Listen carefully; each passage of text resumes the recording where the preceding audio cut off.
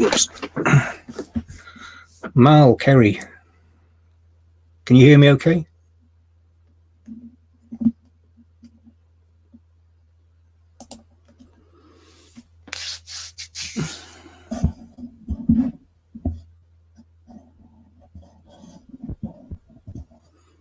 Hello?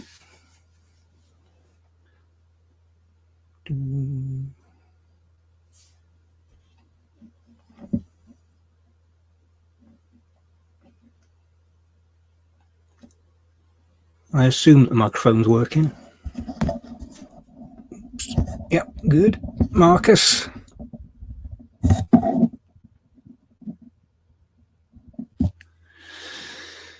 Oh, I've had another sunny, warm day here. I've had my summer haircut.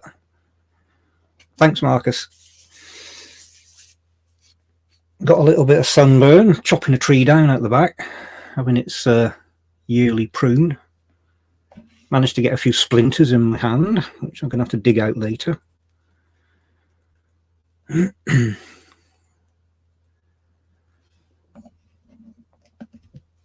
So what does everyone think about the new FTDs? I'm a bit miffed that they've announced 3 in 1 again. It's getting a bit ridiculous. Why can't they space them out?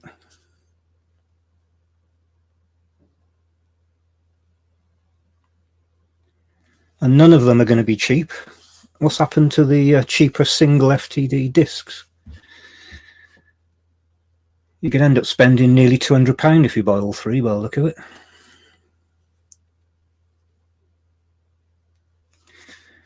Marcus, yeah, I'm surrounded by all this vinyl, but I haven't had a record player for about 20 years now. I am looking at getting one finally.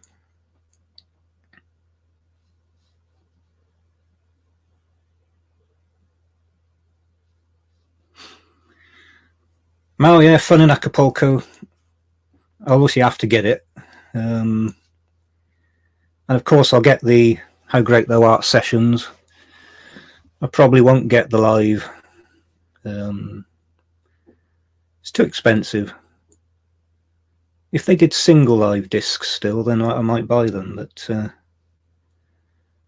I never collected all the live ones. I've got maybe 30 of them. I'd pick them up if I find them cheap. But Kerry, yeah, it's a bit much when you look at what they've released this year. If they'd have just announced the vinyl, or just, you know, exactly, yeah, it's constant releases, but releasing 3 at a time now. I don't know. What is their rush?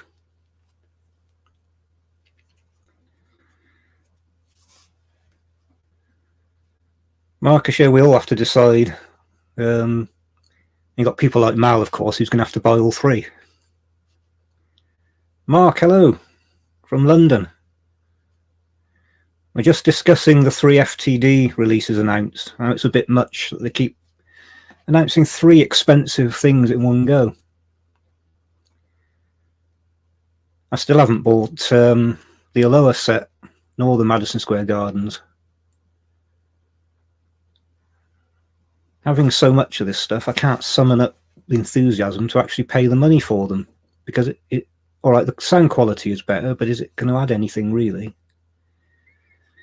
And it's the same with the Fun in Acapulco vinyl. You're sort of trapped into buying it, but if you've got the Fun in Acapulco sessions,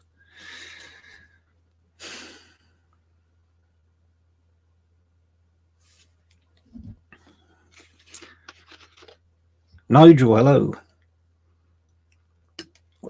I have to keep drinking. It's warm here.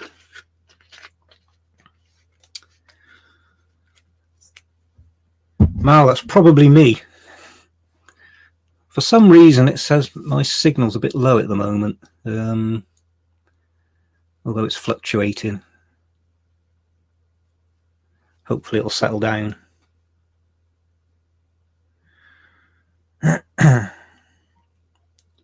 It's funny, I don't know if you've seen David Elvis Vinyl in Japan, his video this morning, where he was looking back on the early years of collecting.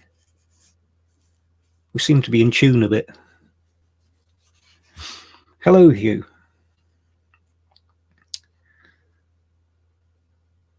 Sturmgewehr. Trying to remember what your name was, because I can't keep calling you Sturmgewehr. I'm not very good with names. Kurt. Thank you. Kurt, yep. There are those who have to buy all three.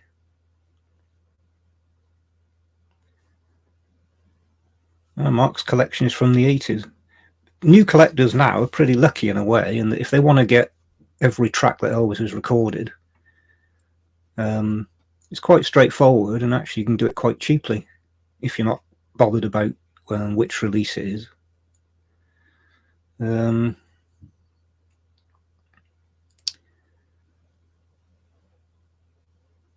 Kerry, what was your first Elvis album? Well, that's sort of what I was going to kick off with, because of course with these live chats we don't know where they're going to end up. In the past we've ended up with Roman history and all sorts of things. So as I explained in one of my videos, my mum says I was an Elvis fan from about 2 or 3 years old, which of course I can't confirm, but she has a story that explains it. My first real memories is 1973. Mal's was GI Blues. I expect Mal bought it when it came out. But the first Elvis record that I ever had, again, I have told this story before, but there might be people who haven't heard it, was actually King Creole, Dixieland Rock, with the old triangular centre. And I had this because my dad had bought it. He trained as a cinema projectionist, and the first film that he was responsible for showing was King Creole, so he bought the single. So that became my first Elvis record. And when I expressed an interest in Elvis, my grandmother turned up one day with 2 records that she gave me. Now, this was my dad's parents. They were very old-fashioned. I remember they had this old long, what do they call it, stereogram thing. Hello, Joe. And they sort of more listened to classical and jazz. But they turned up with Surrender and Lonely Man because they'd heard it on the radio and they liked it. And having bought that, they picked up a copy of the EP, again with the triangle centre. So those were my first 3 Elvis records. Nigel's first records, The Golden Records Volume 3, age 5. And then I remember one day we visited Gloucester City, just over from Cheltenham where I live, and visiting my aunt, and there was a street market, and there was a chap selling old records. And so I had a quick flick through and I spotted The Wonder of You, Mama Like the Roses. And from memory, I think it was 10 pence. So she bought it for me. So that was very exciting. That's the sort of first record that I'd acquired for myself. Hello, Elvin. And then, of course, not having any money except pocket money, it was the Camdens. Now, this is my original copy. So this is the first Elvis album I had. And it's held together with sellotape, front and back. Played many, many, many times. Of course, when I bought this, I didn't know it was a budget. I knew it was cheap, but I didn't know it was a budget album. I thought it was just a regular album. and the fact that the songs didn't really gel didn't make any difference. So that was a trip to Woolworths with my mum. And I remember the records, there was a rack, so you'd flick through and then flick through and then spin the rack. So each time we went into town, I would want a record. Anyway, then came the television advert that really sort of kicked things off. And that was for Elvis 40 Greatest Hits on the Arcade label, double album. And I remember the advert. I've tried to find a copy of the advert online, but I can't find it anywhere. Surely somebody has got a recording of it. So I dropped very big hints that was what I wanted for Christmas. And I love that record. That really kicked things into high gear. Paul, hello. Hughes was 40 Greatest, his first. It's a great start. And of course, The Sun newspaper ran some stories about Elvis in the lead up to his 40th birthday. Now, The Sun was a bit of a, what can you call it? A rag. Nonsense stories quite often. And of course, they had the headline Elvis Fat and 40, which wasn't flattering. And they'd always choose the worst picture that they could find of him. But they did carry a thing that on his 40th birthday, RCA were going to release his new album, Promised Land. So I started saving. And when it came out, I handed over all my pocket money to my mum, and she put the extra, as she always would. And I remember them going off into town with my dad and coming back. And she had a brown paper envelope. And inside, Promised Land. This album's very special to me. I remember putting it on and listening to every track and just absolutely loving it from the very beginning. And I just kept playing it and playing it and playing it, so I knew all the words to every song. So, of course, on the back it showed records that I'd never seen, because the record shops didn't stock a lot of Elvis back then that I can remember. There were some albums you just never saw. I never saw Raised on Rock in a record shop, or Good Times, which was strange. Alan couldn't get off page 3. Yeah, not acceptable today. Now, the other thing I discovered about that time on a trip to Woolworths was Elvis Monthly. Now, you just think about that. We had a magazine that came out every month. So it'd have stories, people's drawings, photographs, reports on new releases, Elvis's concerts. So I got my mum to go to the local shop and put in an order for it. So every month I went and picked it up. Of course, always excited. Was there going to be a new record? Was there going to be a new film? Was he going to come to England? 95p.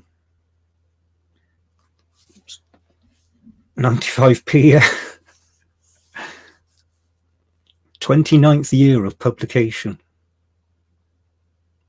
I came across an article online that said Guinness Book of Records had recognised the Queen fan club of the UK as the longest running UK fan club. Complete and utter nonsense. The Elvis UK fan club, I'm sure, started in the late 50s and it's still going today. Anyway, then of course each year we got the Elvis Monthly Annual Special hardback book. Now, I used to have a lot of these and all my Elvis Monthly magazines, and like other things, they disappeared when I went to live abroad for a few years.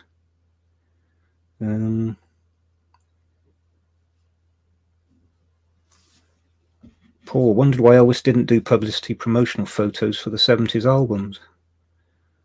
Yeah, I don't know. Could he not be bothered to do it? They probably never asked him. It was far too easy for the Colonel just to pick a concert shot.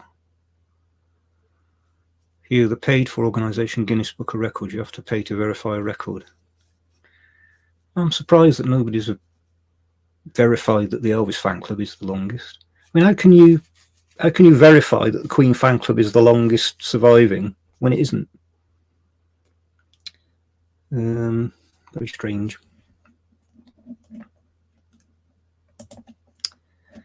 Anyway, so the next albums that I purchased were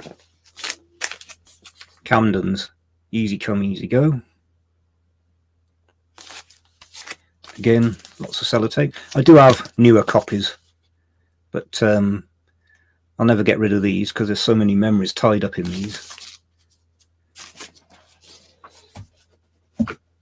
And the US Mail. I particularly like this selection of songs.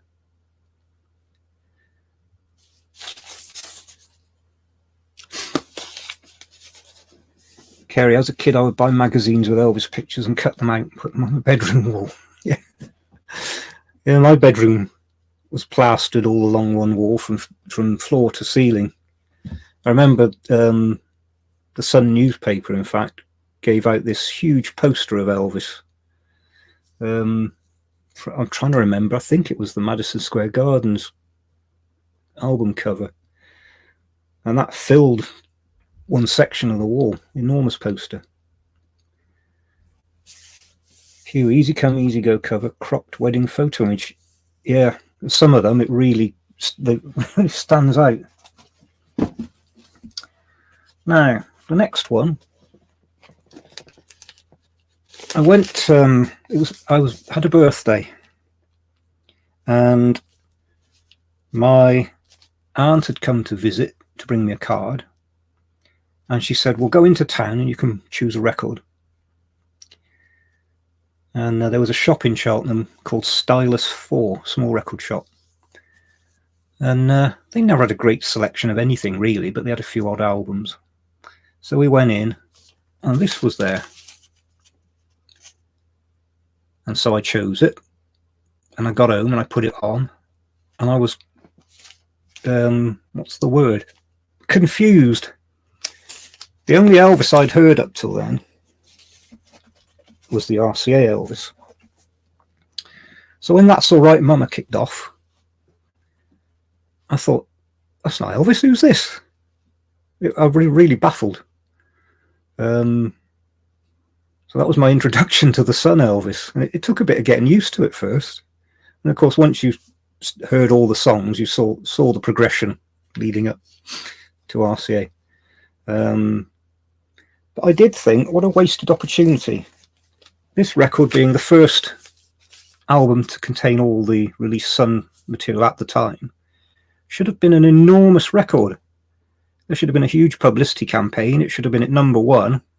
Everybody should have been buying it that was serious about music. But it just sort of limped out into the record shops virtually unannounced, as far as I could see. Unless I missed something, because I was still a kid at the time, but very strange. And why put that picture on the cover? I don't know.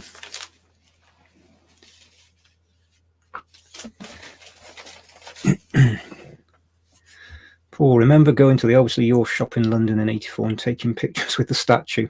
I'll need to leave the camera on the bus. Yeah. I wonder whatever happened to that statue.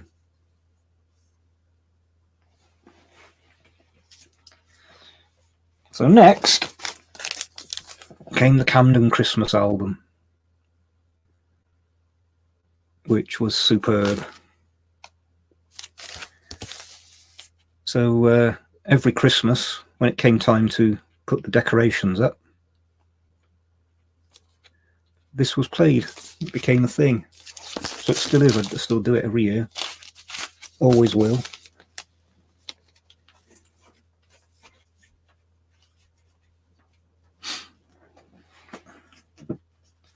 Then, of course, the next big thing that happened was seeing this in the newspapers. This was 1975, in the run-up to Christmas. 95 great hits. So I remember sort of reading through the track listing and I didn't realise he'd recorded so many songs. It was, and you could pay a bit at a time. So I said, this is what I want for Christmas. So I don't know. I think my parents paid it off over a few periods, a little bit of time. And Christmas morning, I unwrapped it, and there it was, and I was just in heaven. Just sat there. I had headphones on, just listening to the entire thing, and then playing it all again. So many new songs I'd never heard. Unbelievable. And that's what we miss now, of course. With Elvis being alive back then, there was always the thought that there was going to be a new album or a new single. But fantastic set.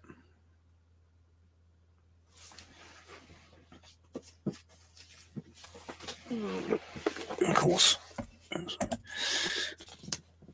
there it is. I'm sure you've all seen it, so I won't break it open. If you haven't, I did do a video on it.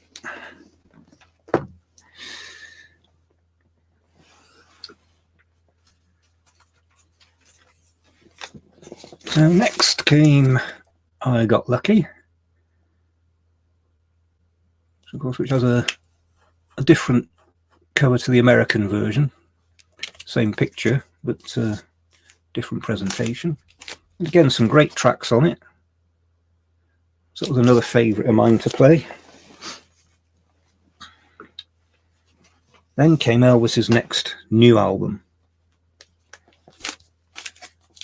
So again, I saved up my pocket money, and I really liked the cover.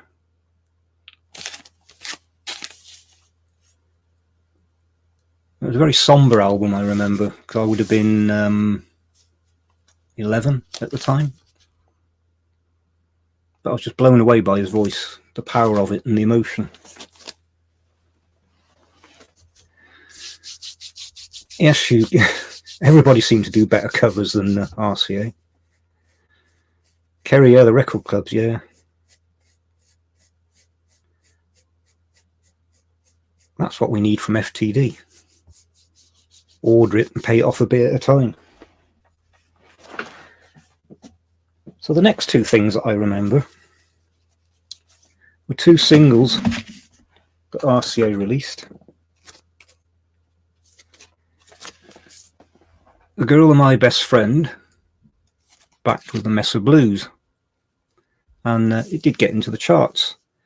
And I remember it was very exciting because I wasn't alone in being an Elvis fan in the circles I moved in. Quite a lot of young people were interested in Elvis still. And they followed that up with Suspicion, It's a Long Lonely Highway, and again Suspicion charted.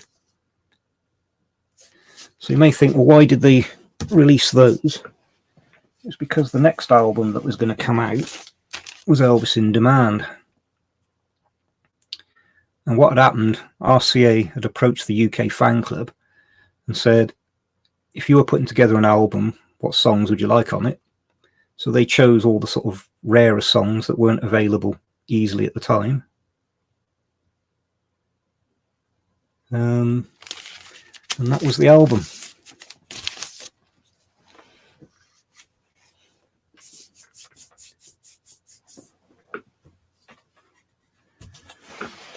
And then came You'll Never Walk Alone. Again, I think a really nice cover, and the cover fits the album for a change. That's my original copy with red tape across the bottom. Been played so many times that it all began to fall apart. But, I do have newer ones. So that was pretty much where I would have been on the 16th of August 1977. I hadn't yet picked up Moody Blue.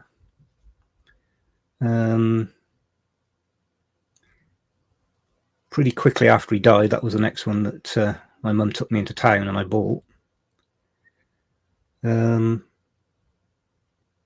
Alan, yes, we were all bemoaning the 3 releases, and all expensive. It is a bit much. Hugh, yeah, really nice cover on you. Yeah, the You'll Never Walk Alone cover fits the contents, which is something I always had a problem getting right. So as you can see, I didn't have any sort of original early albums because they weren't in the shop. They only sort of started appearing after Elvis died, when they were repressing everything. Because I was 11, so I wasn't going to record fairs. I didn't know about bootlegs and things like that. So I could only buy what was in the shops.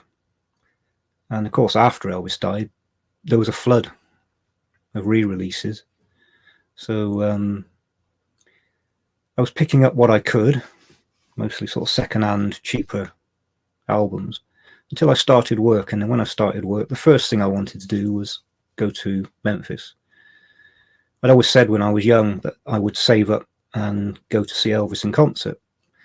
Of course, the exciting thing was the UK fan club used to take fans over for Elvis performing in Las Vegas and then on tour. So that was my plan. So I did what I said I would do, except, of course, I was going to visit Graceland's and his grave rather than see him in concert.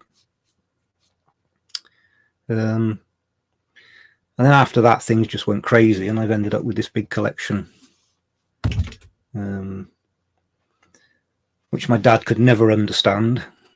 Why are you buying that? You've already got it. But when you collect, that's what it's like. It doesn't seem logical to somebody that doesn't understand it.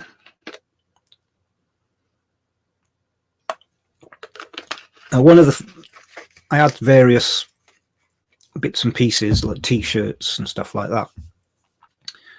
But the one thing I've always remembered, and I regret not still having it, it was pretty naff. I wonder how many of you had this. Remember this. The Elvis Presley radio. With one of the worst depictions of Elvis you could imagine. And a very little sounding radio that didn't pick up much and didn't sound very good. So how many of you had that? I do regret not having that. Who can forget the Elvis jumpsuit with the red sparkly polo neck sweater underneath? They didn't have knockout a lot of tat back then. But I would get it as presents. Well, Steve likes Elvis, we'll get him that. Hugh never had it. You were deprived the treat. I do believe there were various versions of the jumpsuit. I searched around to find this one because this is the one I remember with the ridiculous red sparkly polo neck sweater underneath. Now they didn't show this jumpsuit in the Fashions FTD book, did they?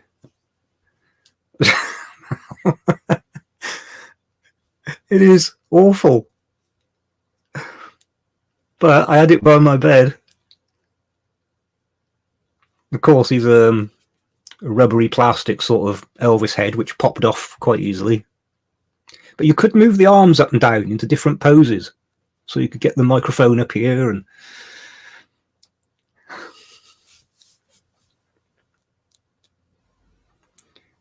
Joe, I feel like I was missing out being alive at this period, but this relieves me.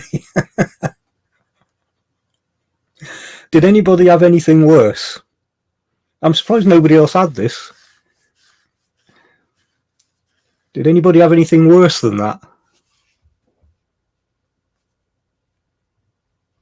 You know, I might try and hunt one of those down. They've got to be out there somewhere on eBay or something. But actually, the radio did end up coming in handy because it did have a little plug for a microphone. Kerry, I used to have an Elvis wall clock and his hips moved back and forth. Oh dear. I could have hung that above my radio. Imagine you could make a wall of the naffest stuff possible. But the radio itself, of course, was quite small. and it had a little socket for headphones. And where it came in handy, I'm a big Test cricket fan. And so when I was at school and the Test matches were on, I would have the radio in my inside pocket of my school blazer, and I would have the headphones running up the sleeve out there, and I would sit like this, listening to the Test cricket whilst the teacher was babbling on about something insignificant. And everybody would look to me to sort of let them know if a wicket had fallen. Or Paul had it with a different jumpsuit. Yeah, I knew there were different jumpsuits. Hugh, how many kids tried to make their own with an Action Man and a transistor? You know, if you made your own, you could probably come up with a better jumpsuit than that.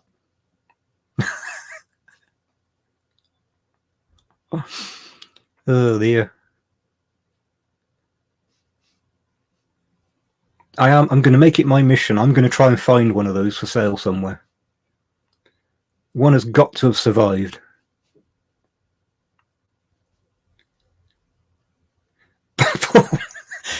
The radio and the figure are gone, but he's kept the head. I'm not sure what to make of that. Paul has kept Elvis's head.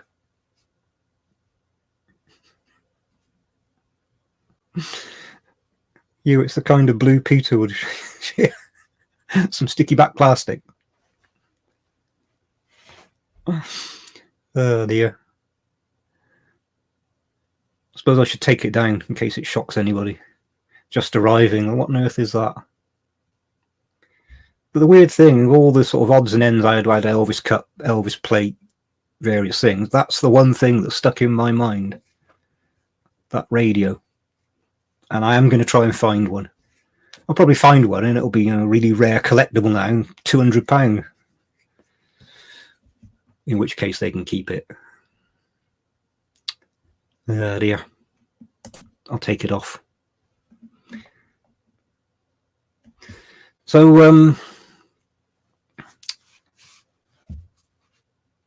that's where we got to. The other thing I can remember, of course, is Elvis on Top of the Pops. Now, for those who don't know, Top of the Pops was a BBC show that everybody watched. And they would do the countdown of the top singles. And they would sometimes have the bands on playing, or the singers on playing. Not always live. But where they didn't have the artist, they would have, was it Pan's People? Was that the name of the group? I think I'm right, Pan's People. Help? That name come into my head. Was it Pan's People, or have I got confused?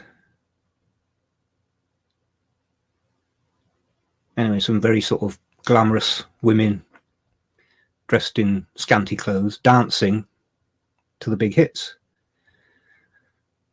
Thank you, Hugh. Pan's People and Legs and Co. Right, I remember Pan's People. Poor Legs and Co. And the dancers were really naff. I mean, they were pretty awful. So, of course, if Elvis was in the charts, they would be dancing. I don't specifically remember a routine for an Elvis song, which is probably for the best.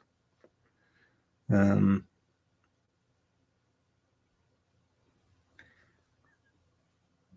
of course, the BBC has a problem now that one of the big disc jockeys and stars of the BBC was a chap called Jimmy Savile.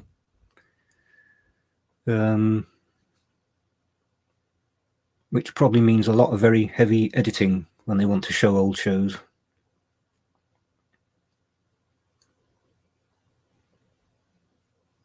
And it's a sign of how insignificant the charts are these days, that there's no television show. Nobody takes much notice of the charts these days. They're pretty irrelevant.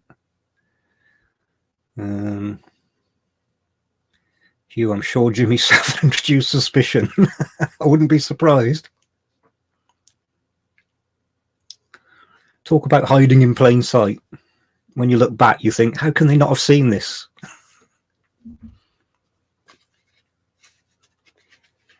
Of course, one of the sad things is Jimmy Savile was a huge Elvis fan.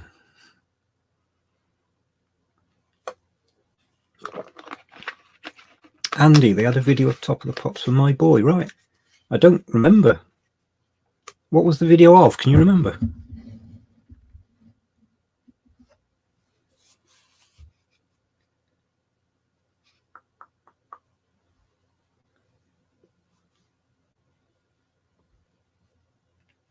And some of the other big sort of Elvis fans that you could listen to, of course, Terry Wogan on BBC Radio. Always very nice things to say about Elvis, and played a lot of his records on his shows. And you've seen it on reruns. Oh, right. And then, of course, the BBC 2, Saturday mornings, they had movie double bills, Saturday afternoon, sorry, movie double bills, particularly during the August school holidays. And sometimes it would be an Elvis festival. So they'd show different Elvis films each day. They offered £1 million in the 60s for Elvis to come to the UK, but the Colonel said no. Yeah. Let's not talk about the Colonel again. Too depressing.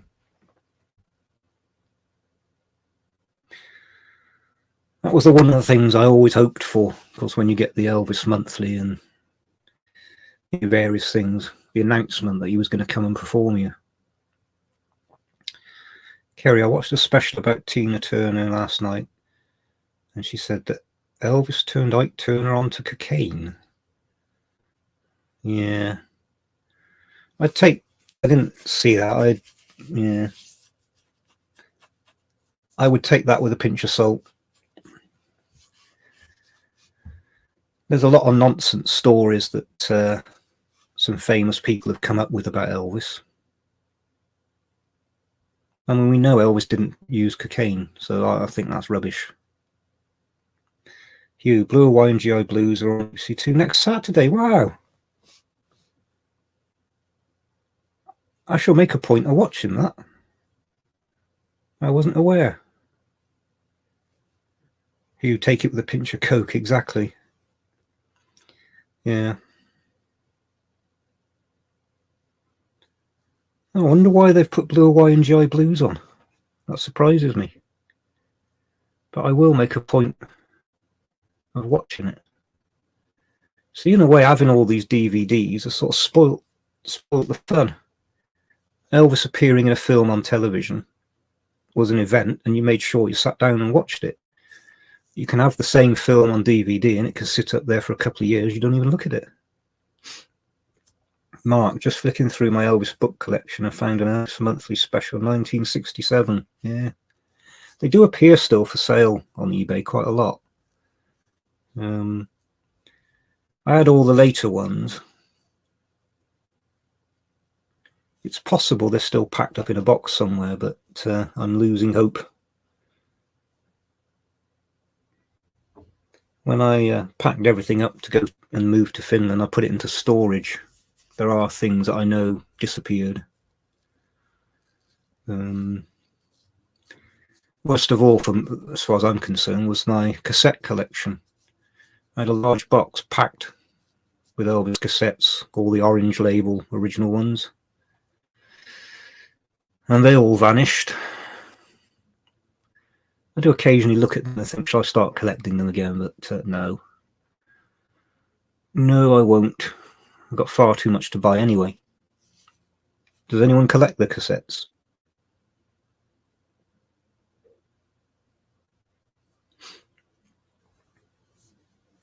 Oh. A new Blue Hawaii.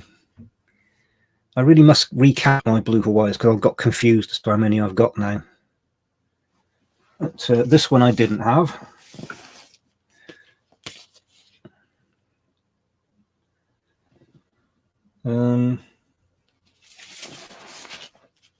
It doesn't actually make clear. Vinyl Passion is the people who produce this one.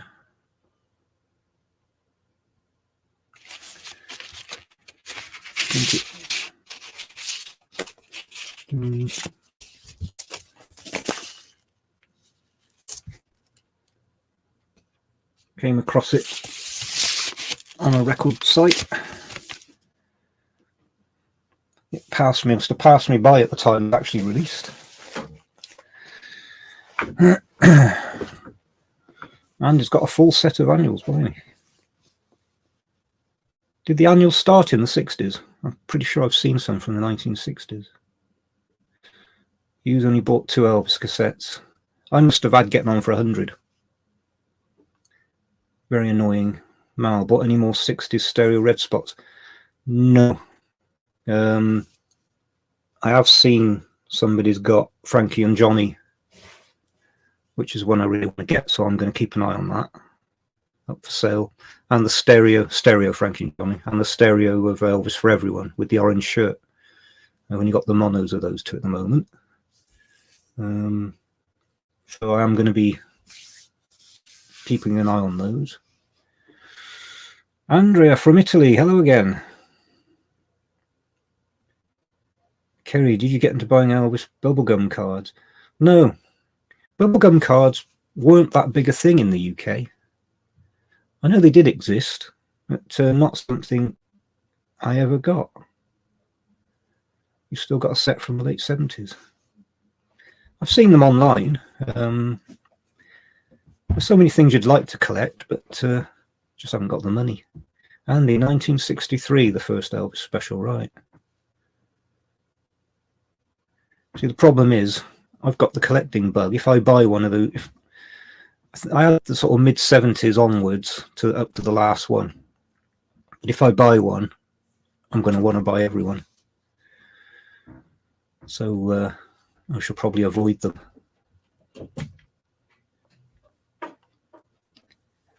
Hugh bought one bubblegum card from a gift store. Seemed quite random.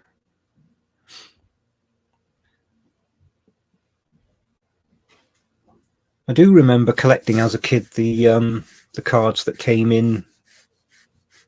Was it PG Tips? Though they never did an Elvis set. Kings and Queens of England, I seem to remember. And of course, every time the World Cup was on, they would do all the players. And the cigarette companies used to give cards out as well. You buy the little folders to paste them in.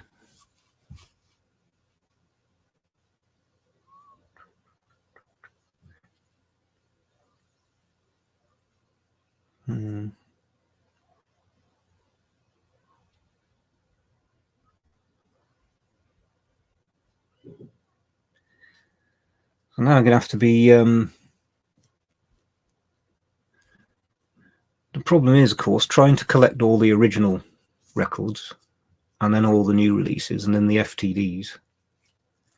And then you've got VPI who put out good releases and music on vinyl. I'd like to get those. I've got quite a few, but I'd like to get the different ones. The one thing I definitely decided not to buy was the new from Elvis in Memphis.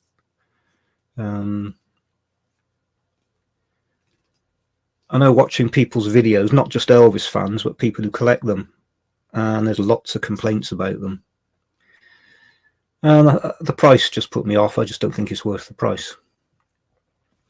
But I have noticed it was released here in the UK at £180. I have seen one record store's website where they've reduced it to 145, and I do wonder if it's because of all these problems that they're not selling as they thought they would. Mark bought a CD recently that had an Elvis phone card. Yeah, I've seen these Elvis phone cards.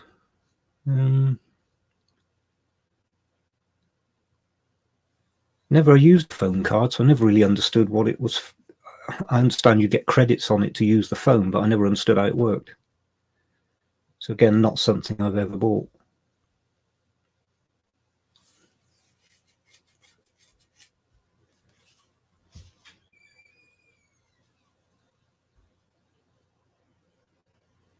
So besides Kerry's clock, did anybody else have any sort of really naff Elvis gift that they were given?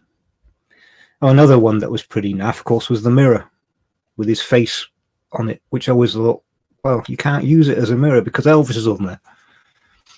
I had a couple of different ones of those given me as presents. You didn't like what I meant. I'll come and have some later. Why? Shut the door. Huh? I'm talking. To who? Father Christmas. I don't believe it.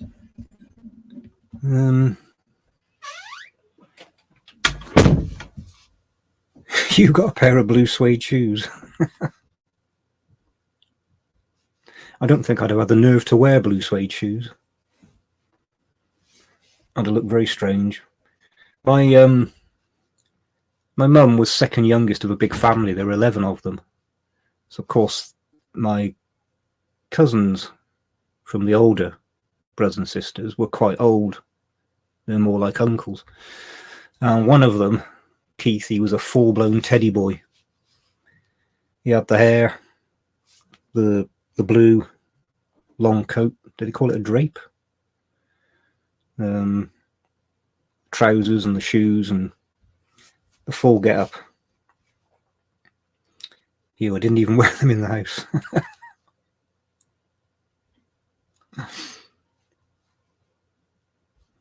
Of course, he was a big Elvis fan as well, and we had planned to go to Memphis together, but then something happened and he couldn't afford it.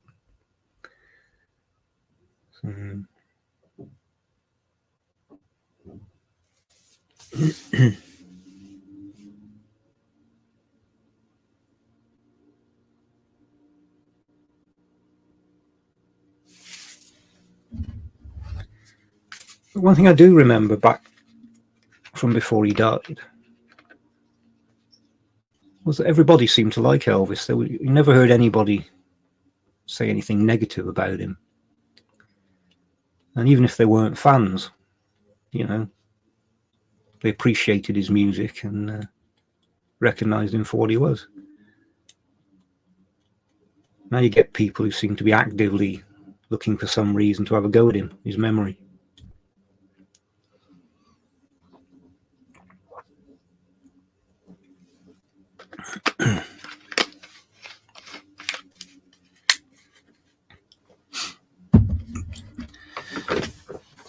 Besides my new blue Hawaii, it's been fairly quiet. I don't think there was anything else new.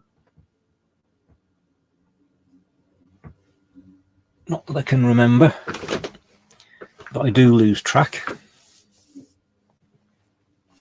I'm trying to work through all the new CDs I've bought. I've really enjoyed listening to the Blue Hawaii box. I did have a lot of the sessions on cassette tape that I bought many years ago, and it was one of the sessions that I enjoyed listening to. So it's been nice to hear it all again in good quality. I've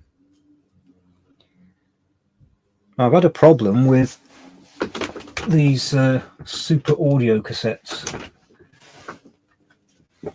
like this. For some reason I can't get them to play. Now it says you should be able to play them on an ordinary CD player. So it looks like I'm going to have to get a specific new player. Maybe mine's just too old. It all adds to the cost.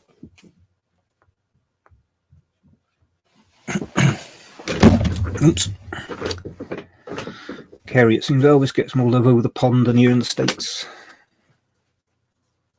Hugh, you need an SACD player. Apparently so. I thought I'd read that you can play them on an ordinary player. I must have been mistaken. Blu-ray player might help. I might play them.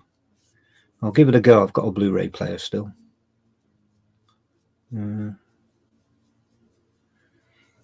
But how expensive is an SACD player?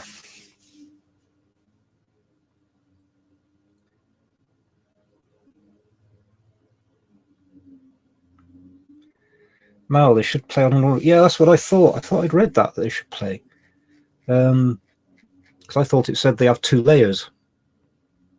One that's read by the SACD player, and then the other layer is read by the ordinary player. Alan, we all need a sound system like Scotty's, yeah. I have spoken to my friend who knows about these things, so he has been advising me. David. It's David's 57th birthday. I'm sure everybody wishes David a happy 57th birthday. How about a song?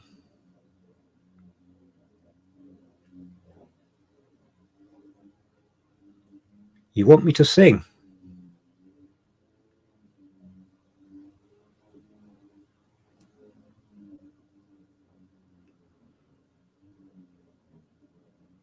How to shut me up?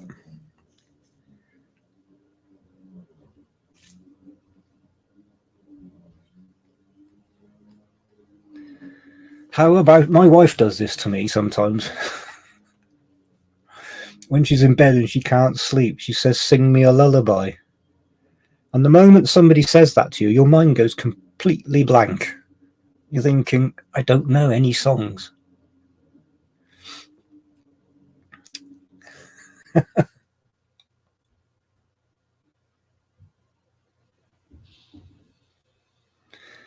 Oh, Hugh's going to do Tie Me Kangaroo Down. Now, we can't do Tie Me Kangaroo Down because Rolf Harris recorded that. So many of our childhood stars we can't enjoy anymore because they turned out to be rather strange. So, David, did you get any Elvis presents for your birthday? Because I remember when I was younger, of course, everybody wants to buy me a present. They need to get something Elvis. Maybe you got the clock radio, not the clock radio, the Elvis radio.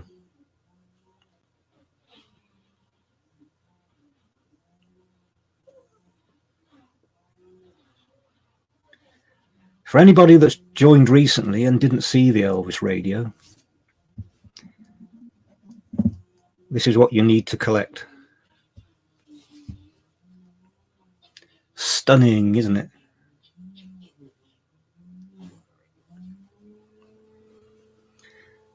Hugh, roll sashes down the ashes Australians don't want back. That's a good idea. Let's fill the urn with Rolf's ashes. I like that. Ow, cramp in my leg. Hold on. Ow.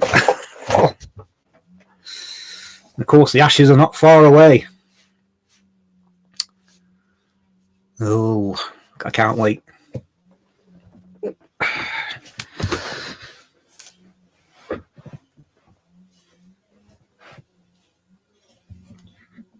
I'll take Elvis off just in case it's stunning people.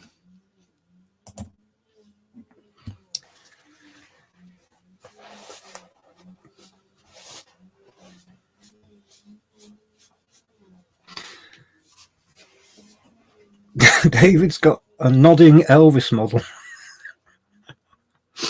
Yeah, earlier we were discussing sort of the naffest Elvis product, and mine was that radio, which I've now decided I want to find one and buy one again. I miss my Elvis radio.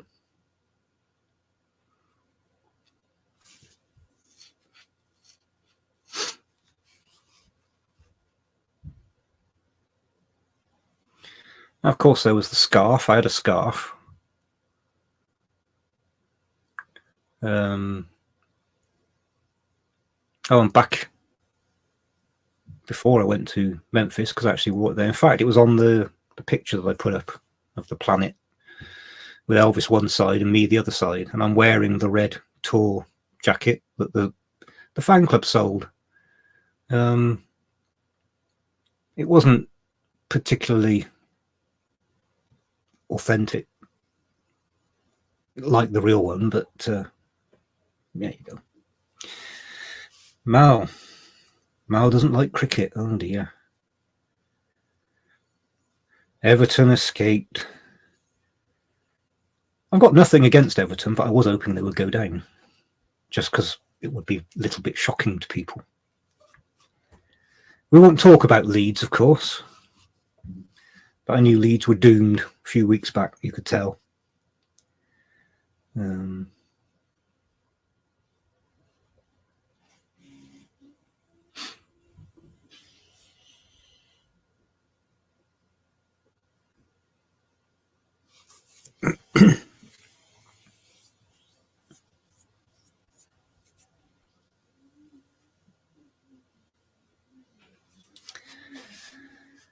So I don't really have any.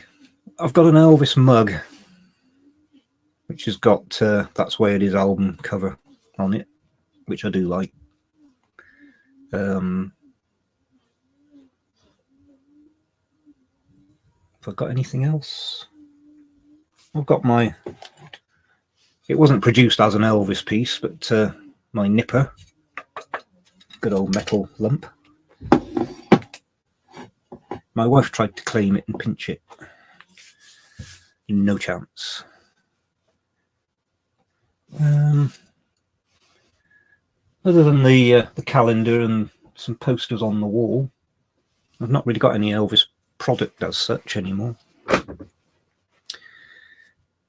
Kerry, are you any closer to getting a record player? Ah, yeah. As I said, I spoke to my friend about it, who knows about these things, because I haven't got a clue.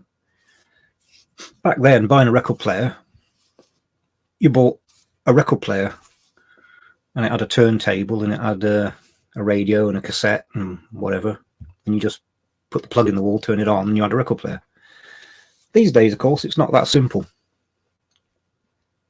So I've asked him to sort of come up with a decent, it doesn't have to, you know, not massively expensive, but a decent combination. And he does have a set of speakers. He makes his own speakers, and he made some studio monitors once that he told me about that he was offered a lot of money for. And he does have a custom-made set that he's going to keep for me. Now, I don't really understand any of this, but he even goes to the extremes of, he said sometimes the sound travels backwards and hits the wall, so he has this intake that leads to a tube up the back of the speaker that's stuffed with lamb's wool, which deadens all that, so you don't get blah blah blah. Doesn't mean anything to me, but it all sounds very involved. But people are very impressed with his work, so he's going to save me a pair of his speakers and let me have them at a good price. I suppose whatever record player you get, if you haven't got good speakers, it's a bit pointless. So the speakers are sorted. We're on the way. Hugh, I've got a set of That's the Way It Is postcards that Terry from the Spinning Disc Music sent me in the 90s. All right.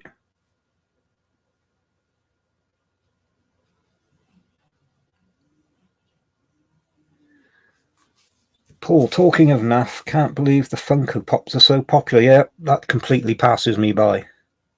I know that there are some people who collect them, all the Elvis ones. No, does nothing for me. But we're all different, you know. I get excited over an album because the front cover has got a word on it that's different to the previous one. So there are lots of people who would think that was very strange. But Funko, no. Didn't I see something about they're burying loads of them because they haven't sold? Which seems a strange thing to do. Mal, is your CD player a standalone or is it part of the system? It's a standalone. Quite a big, long thing. It's very old. Top loading, speakers either side and a radio in the middle. But I've had it many, many years. So it probably is past its use by date by now.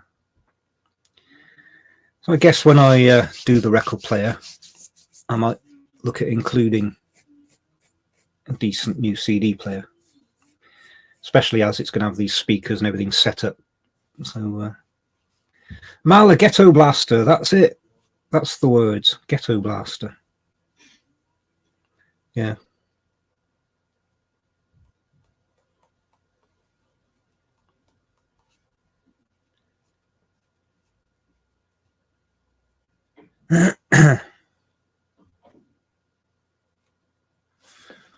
One thing that I did miss out on, of course, because of my age, was seeing an Elvis film at the movies.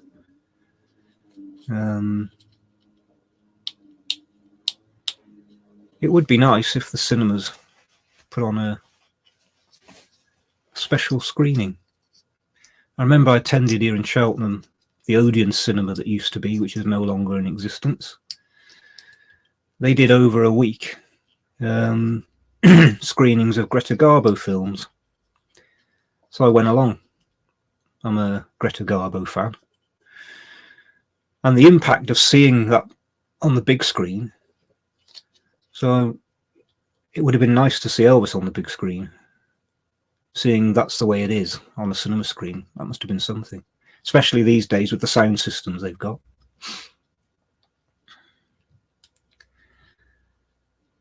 But hasn't happened yet.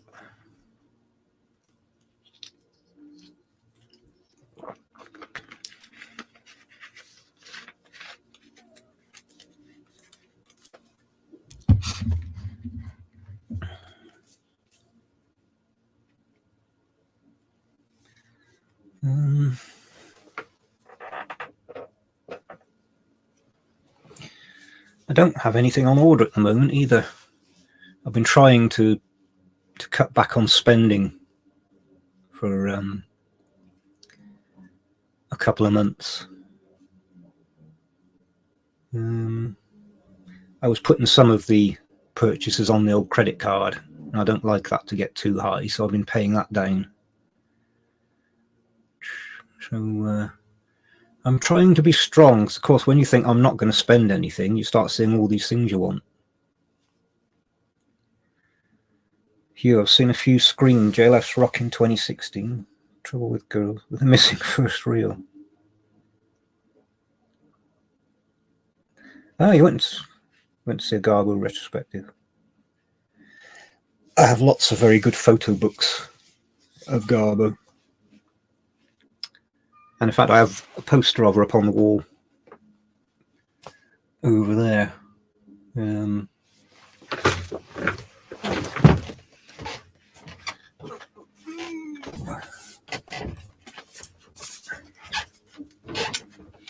Hello, Greta.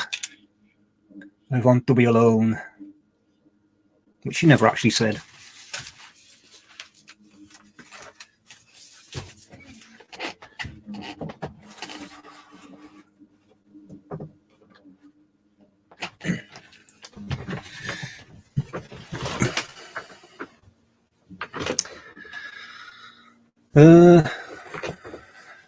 Alan, FTD won't allow you to cut back. Yeah.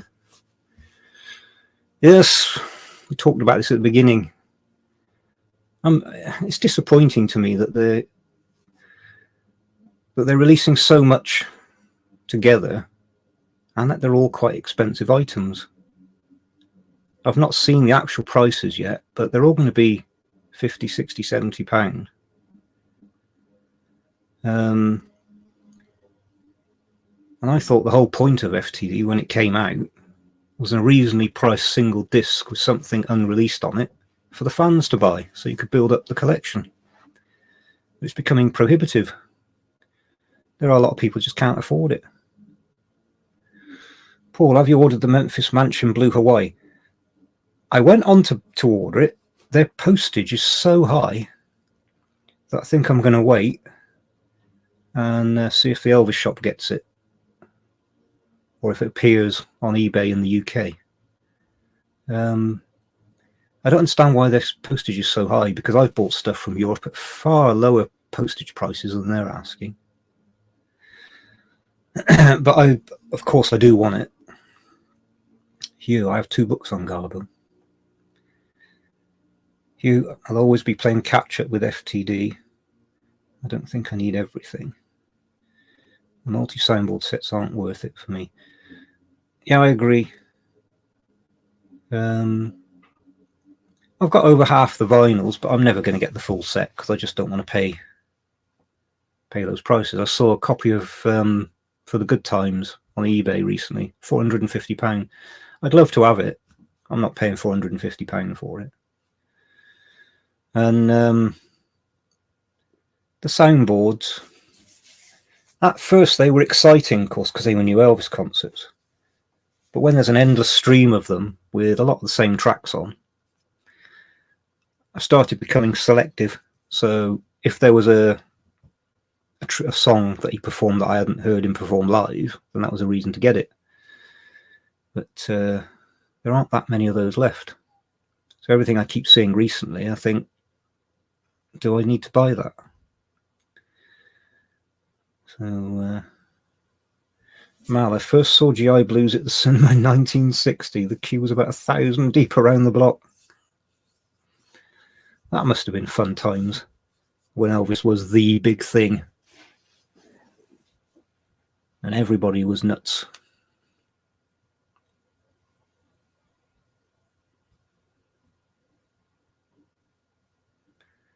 I think the only cinema experience I had where there was a big queue and everybody in the audience just went nuts was going to see, first of all, Monty Python and the Holy Grail, and then The Life of Brian. And I remember being in the queue and everyone was so excited, and and that's the only time I've been in a cinema where I've literally seen people falling out of their seats because they were laughing so hard. Hugh, there was a promo event for GI Blues in London above a TV rental shop with Elvis lookalikes singing on the roof. I've never heard of that.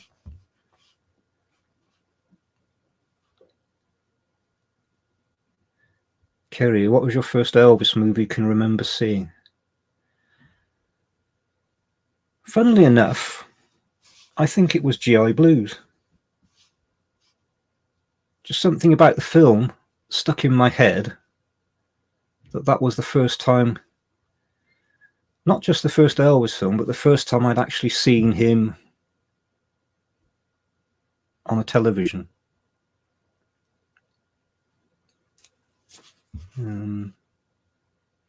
Yeah, I'm sure it was.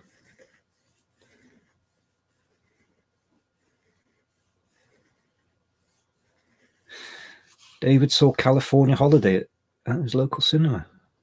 When was that then?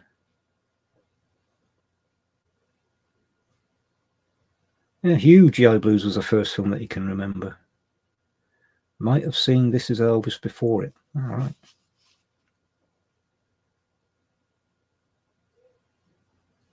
So I don't remember This Is Elvis being on at the cinema, but it must have been.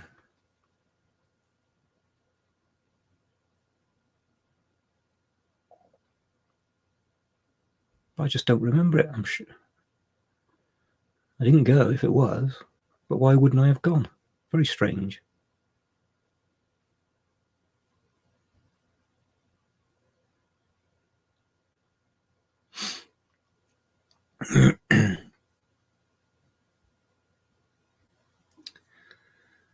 Will we ever see Elvis on the cinema again? I was quite excited about the prospect of Baz Luhrmann doing Elvis on tour, but I think as time goes on, it becomes less likely to happen. I know it's a lot of money to do these films, the restorations.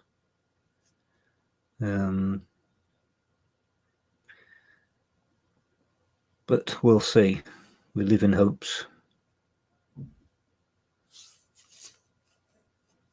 All right. Yeah, David, I suppose any Elvis film now in the cinema is going to be a one-off special. But it'd be nice if they did. Especially now that they're restoring and making good quality copies. Hugh, This Is Elvis did get a cinema release, right? So did Elvis the movie. Paul, first I saw This Is Elvis 81, excited 11-year-old. It was on the big screen. It's strange, I don't have any memory of seeing This Is Elvis at the cinema, but why would I have not gone? The mind can play tricks on you. I don't remember seeing it. Mark, I remember seeing Chaz and Dave singing on the roof of the pie and mash shop. All trying to have their Beatles moment. I like that. Roof of the pie and mash shop.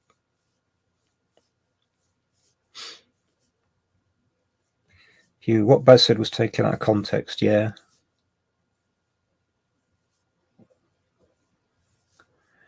Kerry, I went to see This Is Elvis at the theatre in the States. It's very strange. Maybe I did. Because I can't see why I wouldn't have. But I have no memory of it. At all. That's very strange.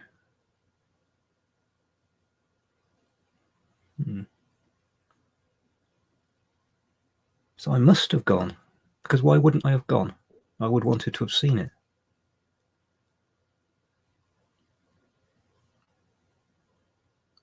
But I'm drawing a blank.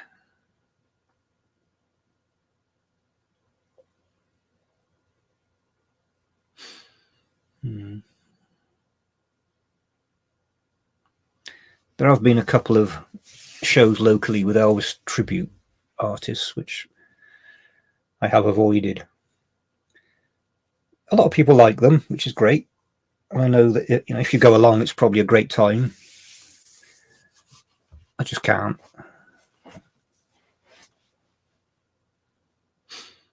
I really don't understand why Gracelands has become so wrapped up in Elvis tribute artists.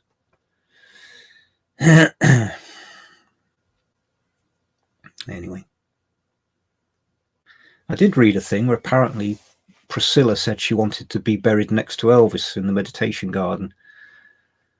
I don't believe anybody else should be buried there. It's full. Leave it alone. Marcus has never seen This Is Elvis. That's a shame, because it's worth seeing. Ignore the silly commentary, but as a representation of Elvis's story, it's pretty good.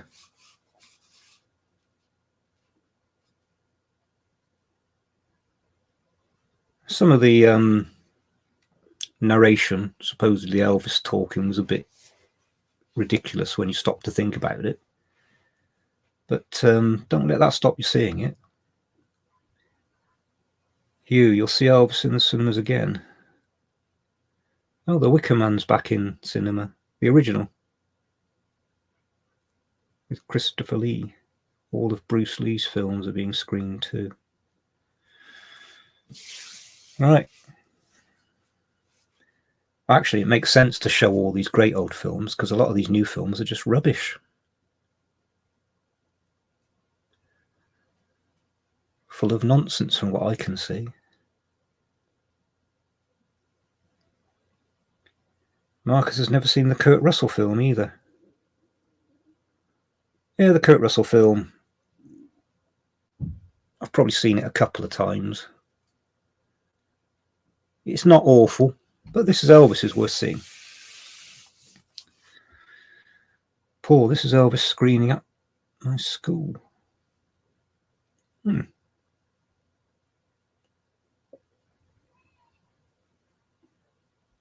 That's different, screening at school. I don't remember our school ever screening a film. Marcus has never seen Wild in the Country or Tickle Me. You have to see every Elvis film at least once. Though some of them are difficult to see even once.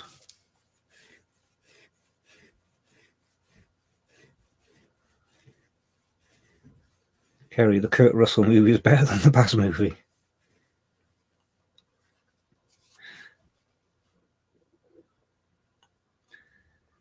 Your authentic locations is a good aspect of the Kurt Russell film. Same for This Is Elvis, although actors playing annoyed parents or newsreaders is now believed as genuine footage. Yeah.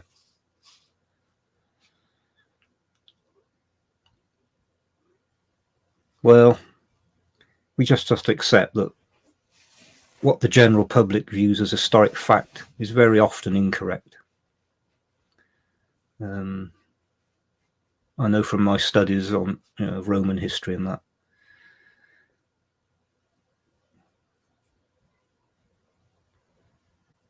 Marcus, I've seen Easy Come, Easy Go. Now, if you've sat through Easy Come, Easy Go, you can sit through any of them. I find Easy Come, Easy Go really difficult. I remember watching it and my mind was wandering off to other things and I had to keep like, oh, pay attention, pay attention. For me, that is one of the hardest films. I can even sit through Stay Away Joe easier than I can sit through Easy Come, Easy Go. David, don't marry a girl in breeches. You'll never know which is whiches. Yoga is as yoga does, and there's no in between. You're either with it all the way or you've blown the scene. Which, of course, Yoga as Yoga Does appeared on one of the Camden albums.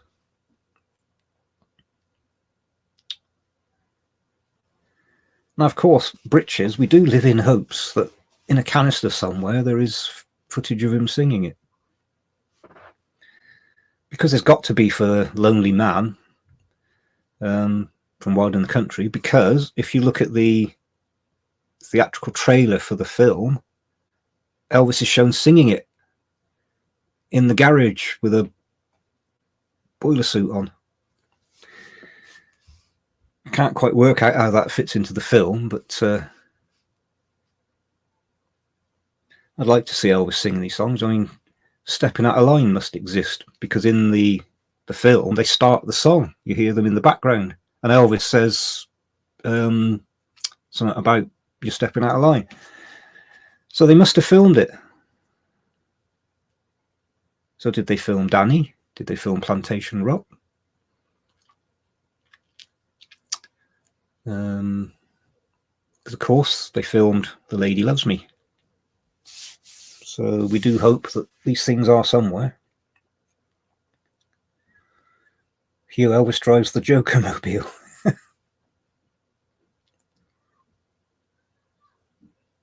Marcus, how did I get tied up in this yoga knot? Yep.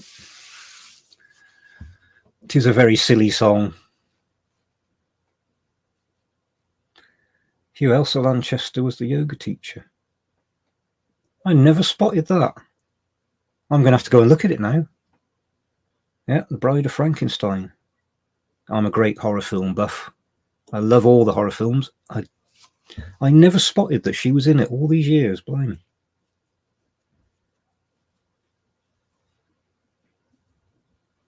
I don't believe Danny or Plantation Rock were filmed.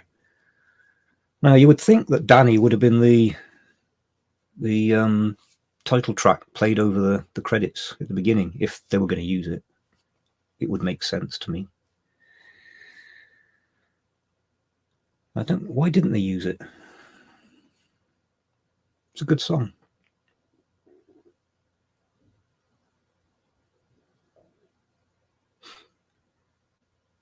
Julie Adams from Creature from the Black Lagoon was the ranch owner in Tickle Me. Blimey, all these little facts are coming out now. Now that would be a good subject, wouldn't it? Elvis's connection to horror films.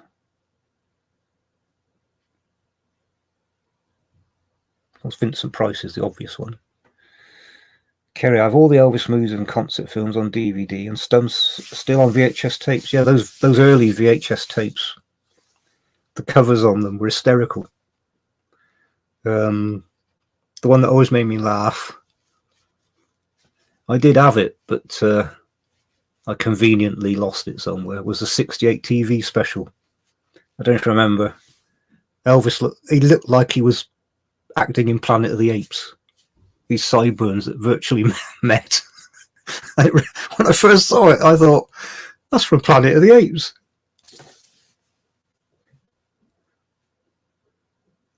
They were really awful covers, those first ones. Hugh, and John Carradine was in Trouble with Girls.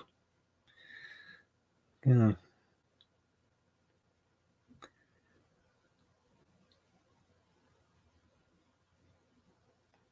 I've seen Trouble with Girls a couple of times. Elvis looks fantastic in it, and the songs are good. But the actual film, I never really paid a lot of attention to it.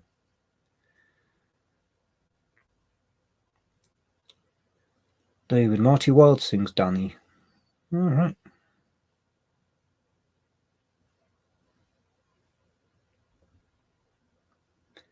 I've not really listened to many people doing Elvis songs. I know that there are some albums, tribute albums, aren't there? The only people that I've listened to doing songs are other artists that I like Bob Dylan and Bruce Springsteen, Led Zeppelin. Kerry, yep, Vincent Price was in The Trouble with Girls. So now we're going to have to go through all the cast lists of all the films to find any horror actors.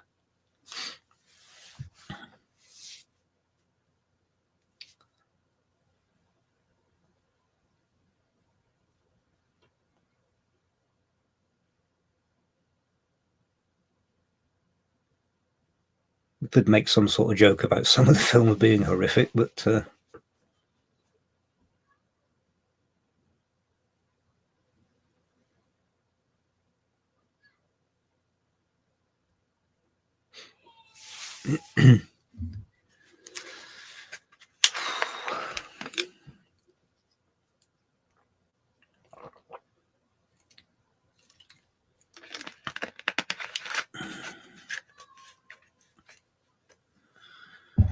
David, Bill Bixby was in and out. Yeah, he was, wasn't he? Was it Speedway? Bill Bixby. Am I remembering correctly?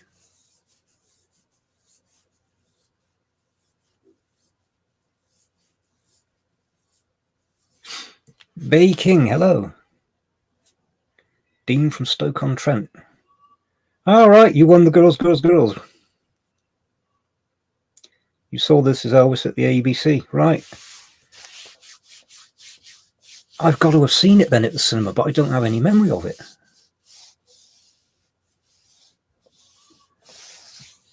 All right, Speedway and Clambake, Bill Bixby was in. Right. I remember him in Speedway. Can't recall him in Clambake, but obviously he was there. And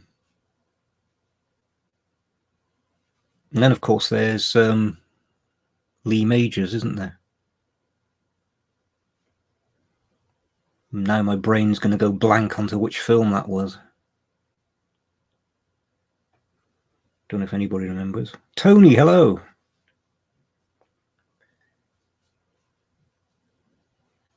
Kurt, I was looking at the Blue Hawaii release on the Memphis Mansion site, but they're sure proud of their shipping costs. Exactly, that's my problem. I was going to pre-order it. The shipping costs are outrageous. I've bought things from Europe. They've never charged me anything like that. So I'm going to hang on and see if it appears on sale in the UK from someone. Steve, Mark, what's your thoughts on Raoul Donner? I don't really have any thoughts on him. Was it him who did the voice of Elvis in This Is Elvis?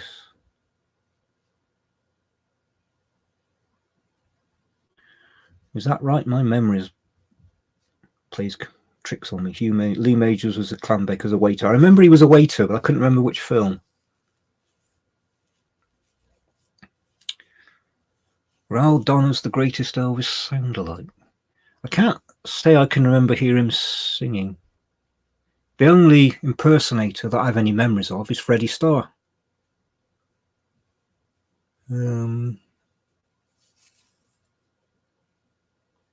I do tend to cringe away from Elvis impersonators.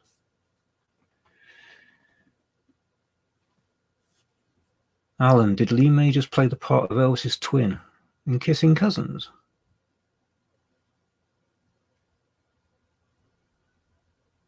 I don't know. I remember the waiter.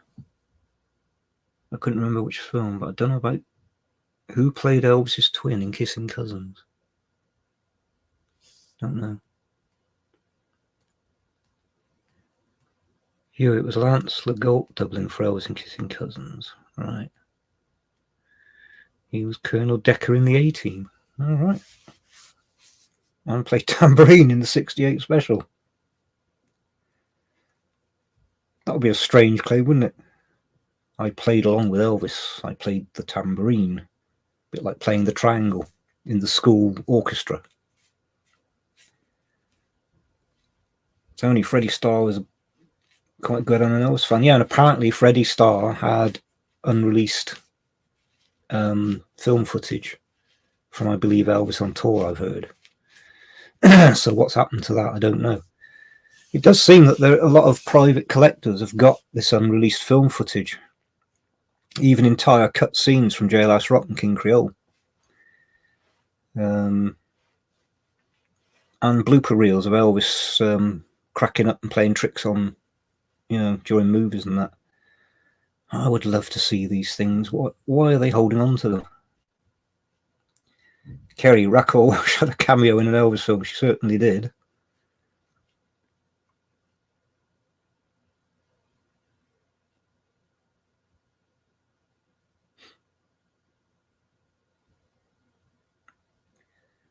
Baking Kissing Cousins was hard work. I've never seen her on holiday. Yeah, Kissing Cousins is on the list of difficult films to sit through. Harem Holiday, I don't mind so much. I watched it again quite recently. Making was hard-headed woman films. Yeah, that's another possibility.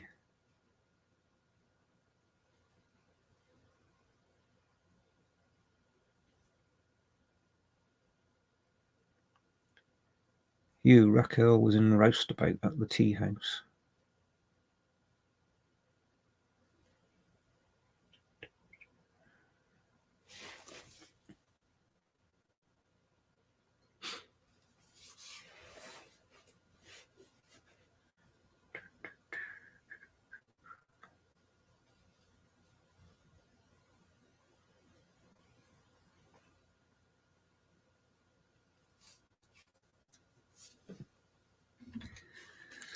The Kissing Cousins soundtrack is one of those that I still need to get the stereo red spot for.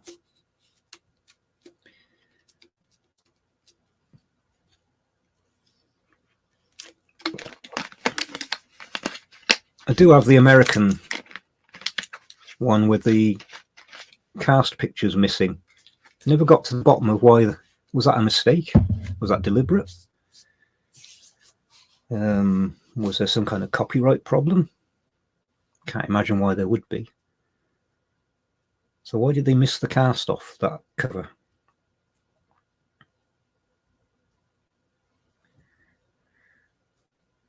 Marcus has never seen Kissing Cousins, but likes the soundtrack. So what's stopping you seeing the film? It's not a very good film, but you can see him singing those songs. Who doesn't want to see Elvis singing Barefoot Ballad?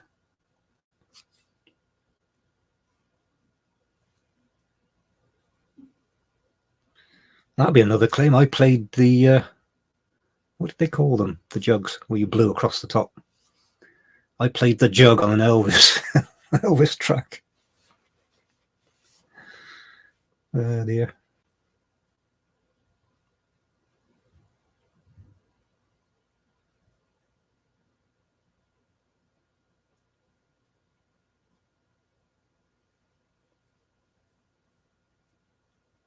But every soundtrack had at least a couple of decent songs on it.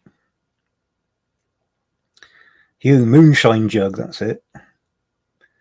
I played Moonshine Jug on an Elvis song.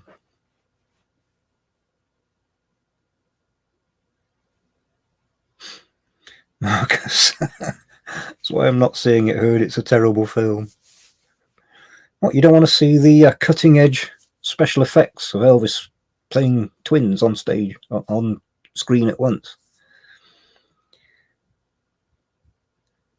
With a very clever technique of having one of them with their back to the camera. Why? Why would you do that?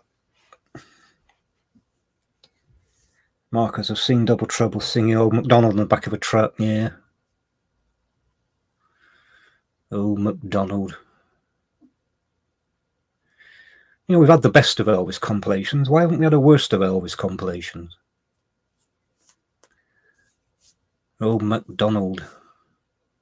Yoga is as yoga does. Queenie Wahine.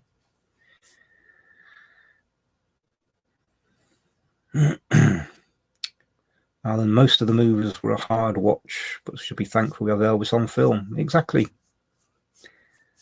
Yeah, I like Mal has seen them all. I think you've got to see them all at least once.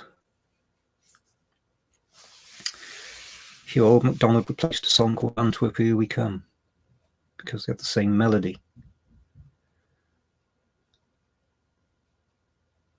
I wonder what the lyrics to Antwerp Here We Come were. They must have been pretty bad that they chose Old MacDonald. Marcus, I love Old MacDonald and Old Shep. Queenie Wahine is good. As well as Kismet. I've got nothing against Kismet. I quite like the soundtrack to we call it Harem Holiday over here.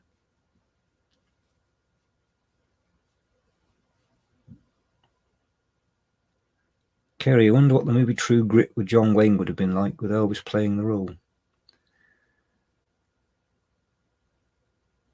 Yeah, now was that the one that John Wayne did want Elvis to appear in? Because I do remember, I do remember that John Wayne wanted Elvis in a film, so maybe it was that one.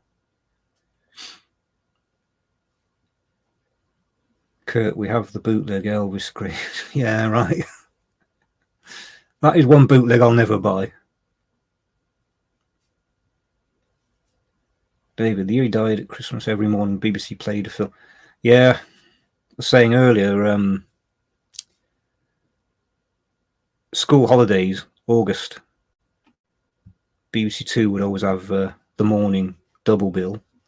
And I do remember it was Elvis one year. Saw a lot of the original Hollywood musicals on BBC Two. Even things like Mario Lanza films, which I liked watching him. I can see why Elvis liked him.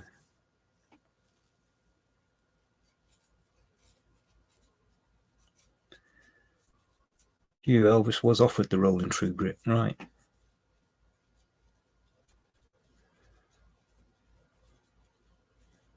Right. Ruiner, hello. Might be like the John Wayne film that Ricky Nelson appeared in. It is a bit jarring to see a pop star in a sort of serious film. You know, the big actors, you can sort of, if they're good actors, you can just accept that they are the role in the film. But then when somebody, a big pop star, suddenly appears, it does sort of pull you out of the film a bit.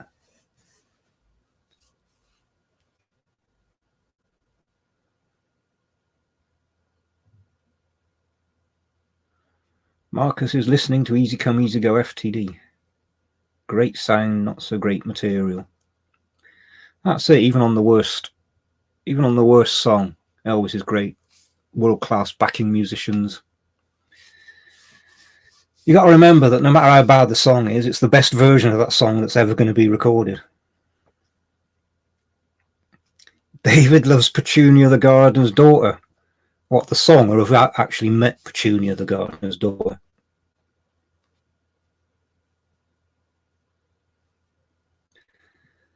Ruiner, Elvis would have been miscast in Midnight Cowboy. I would not want to have seen Elvis in Midnight Cowboy. I do wonder about A Star Is Born. But would it have been good for Elvis to play a washed-up superstar? We'll never know.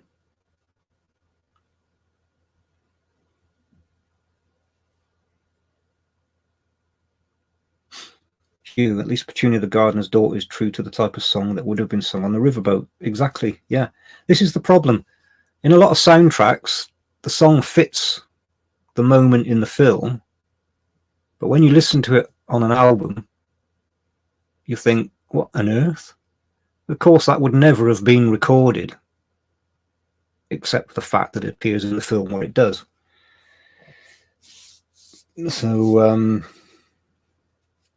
now, Marcus, you need to sing along with Yoga Is As Yoga Does.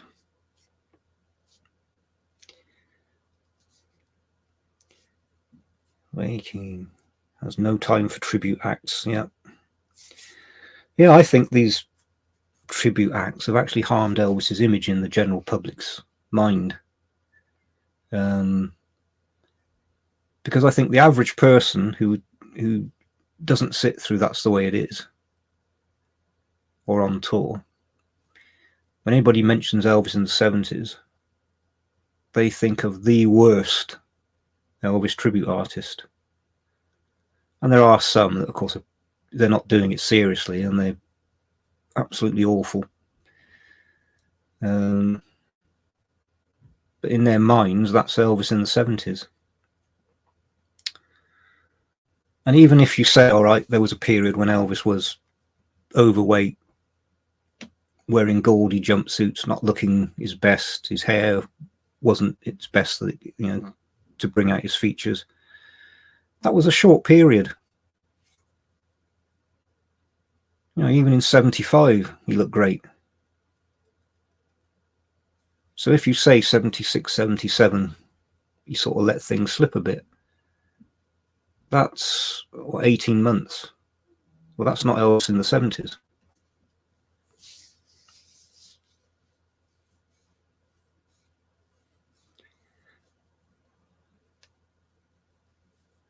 So, yeah, Star is Born. Yeah, I think that probably a bit too. It would have been a bit too near how Elvis might have viewed himself. Would it have been good for him? I don't think it would if he'd have done A Star Is Born. Marcus, singing along with anything makes it better. Smile on your face, full voice. How can you not feel better? Making recently watched Change of Habit. Surprised how good it was. Yeah, I like Change of Habit. I have actually seen, there was a chap doing reviews of, famous actors' movies, and he did Elvis. And generally, he was actually pretty respectful. My problem was, he's obviously been through the university system, because he kept picking out these problems. And they were all based on nonsense, on, current thinking, which did spoil it. Anyway. And he did pick on Change of Habit as having problems in it. But they're all very modern problems that don't really exist. They're all in the mind, and they've been put there by very left-wing teachers with motives behind what they teach the kids these days.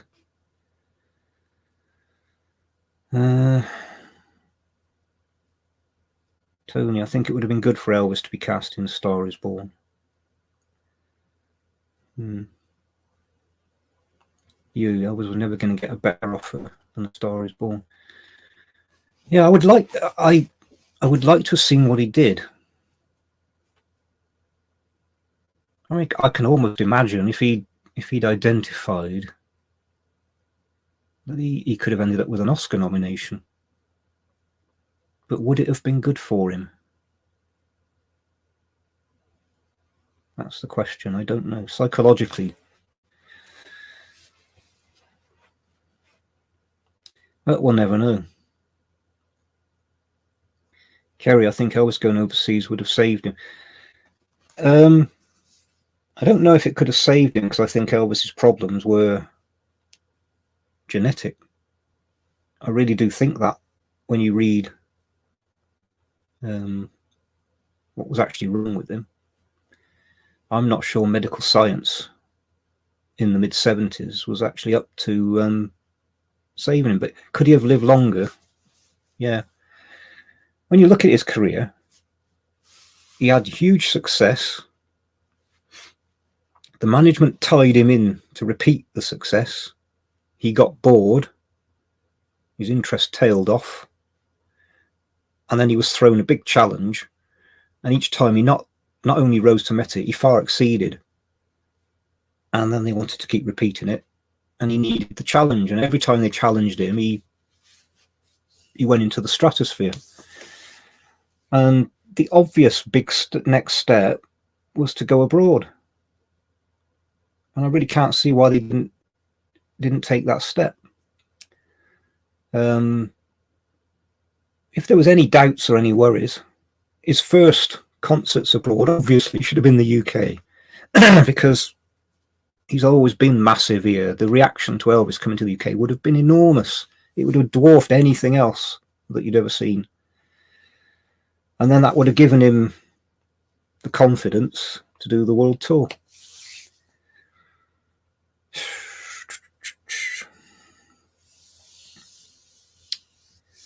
Mile 76, Elvis' health was deteriorating. The star film would not have happened.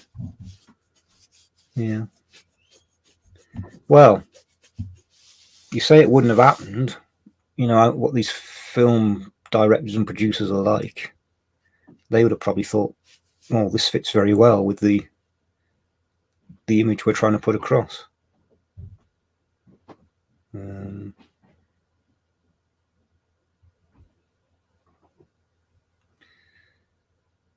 Alan, Barbara strikes me adamant she wanted Elvis to play the role, but the Colonel was against it.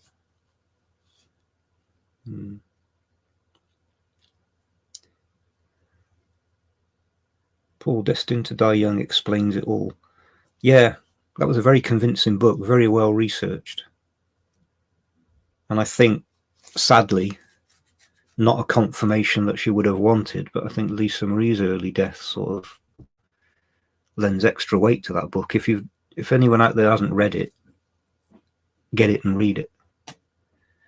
She's put, I can't remember the name of the lady, but she's put together a very convincing, well-researched argument that Elvis was going to die young, no matter what.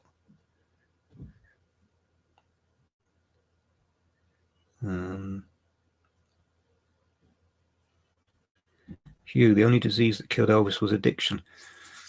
Have you read the book, Destined to Die Young, Hugh?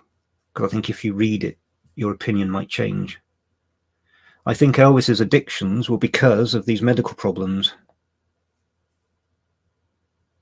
I don't think Elvis became addicted to pills because he just decided to take pills.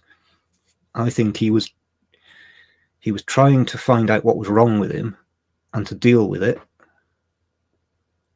And once you start taking medication, it's a downward spiral, especially back then when they didn't really understand these things as well as they do today. David, what's everyone's thought about insuring the collections? I have INCD collection that I'd estimate at 10,000 to replace. I don't know, has anybody got their collection insured? I don't.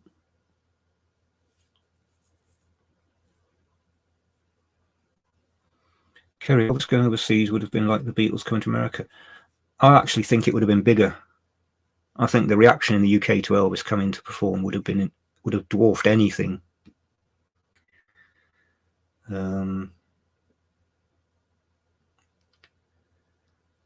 Al agrees with Paul about Destined to Die Young. I think anyone who's an Elvis fan needs to read it.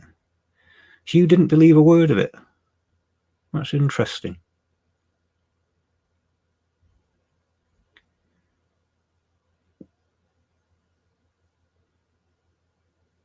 So you come from a history background. You need to quote sources. You need to find evidence. And I thought she did a very good job. I found it hard to refute what she found. And where you have a family where there's just a continuous chain of people dying young with heart problems, overweight, Elvis's mum and Elvis's uncles and grandparents didn't have Elvis's lifestyle. They weren't rich and famous. They weren't taking drugs, medication. Yet they all died with heart problems and overweight in their 40s. So I find that pretty convincing.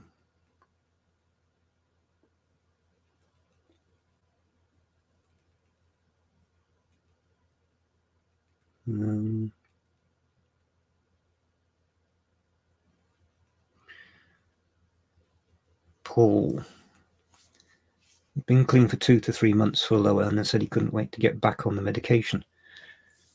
Yeah, but if Elvis has these medical problems,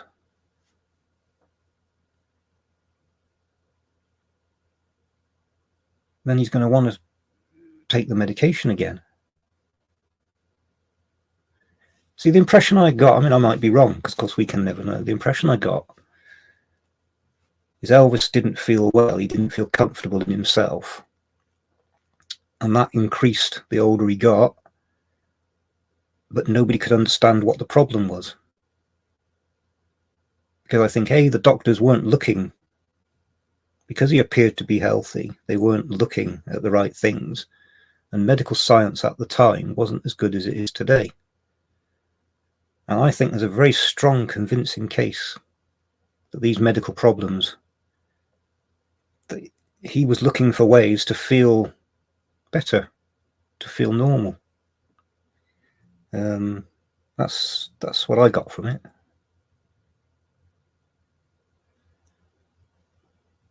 I mean, I know I've only been on medication for high blood pressure for a short period.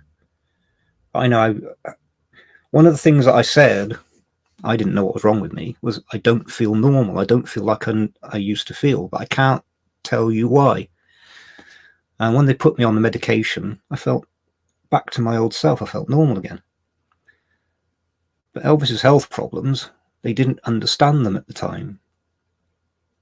And I think they were prescribing him things that they thought would help. But all they were doing were masking the problems. That's the impression I got.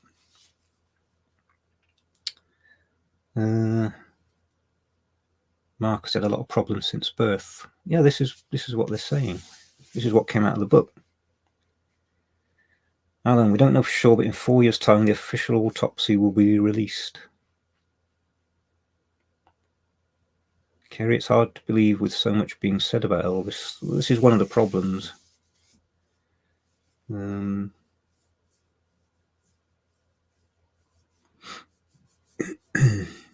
This is one of the problems.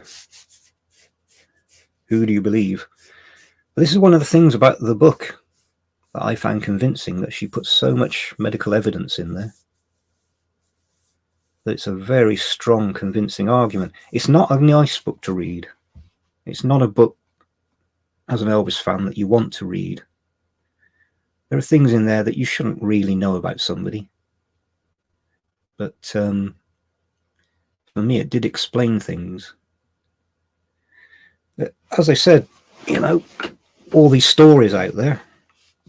I watched something recently with Charlie Hodge, and he was saying, oh, this story came out that the doctors had prescribed this enormous amount of pills for Elvis in the 70s. And I remember reading that and you think, what on earth were they prescribing all those pills for? But he explained something to me that to me made perfect sense. And he said, when Elvis went on tour, there were a lot of people that went with him to do the various jobs and look after things and move things and all this kind of thing. And Elvis's doctor could only prescribe medication in his own state. And so before they went, Elvis was responsible for looking after all these people. And so the doctor would prescribe this vast amounts of medication that people might need on the tour. And you think, well, that could explain, because when they said Elvis had like tens of thousands of pills prescribed, you thought, why on earth would you do that? He couldn't possibly have taken them. He'd have been dead instantly. But that is an explanation that to me makes sense.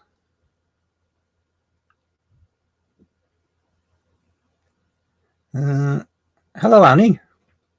Now, Annie, you commented on one of my videos, and when I went back to answer, it had vanished. And I've noticed this a few times now, and I thought, oh, did they remove the comment? But somebody else said to me my comment vanished, and I asked them, did you remove it? They said no. And then it happened to me on somebody else's. I commented on somebody else's video, and when I went back, it was gone. So I don't know what's going on there. There was nothing controversial in any of these things, so very strange. Paul, however, he still achieved more in 23 years than most in a lifetime. Amen. Absolutely.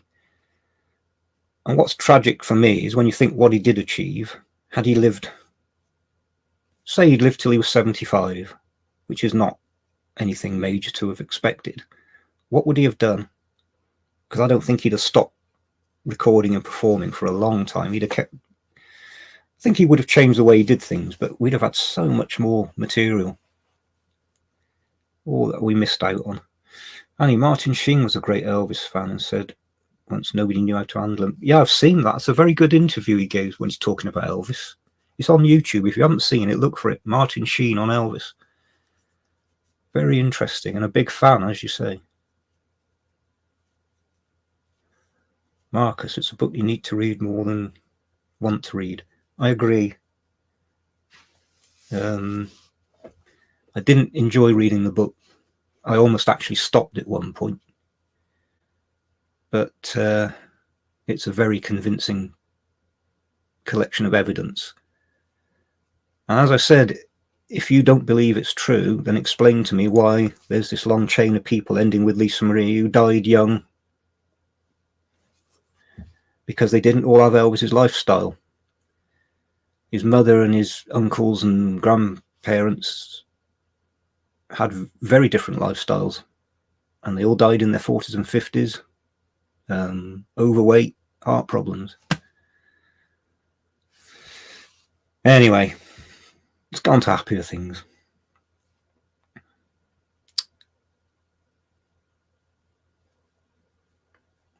On to happier things like FTD releasing 3 expensive sets all at once again, just after we've all gone through the pain of having to pay for the making of Blue Hawaii and the other stuff. I mean, is this going to become a pattern now? Is this how FTD are going to do this? I hope not.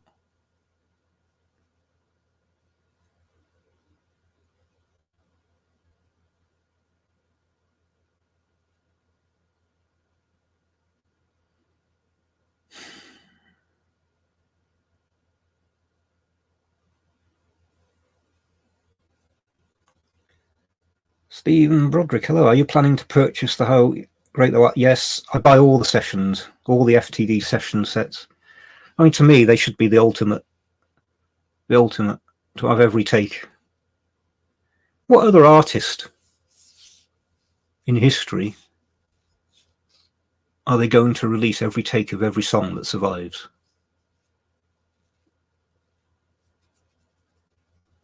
That says a lot about Elvis. But yes, I will be getting it. And I will probably also fork out for the Fun in Acapulco. It's an album I like. I've got quite a lot of copies of it. I did do a video on them. But it is becoming onerous buying these FTDs because they're so expensive. And like I said, putting 3 out at once.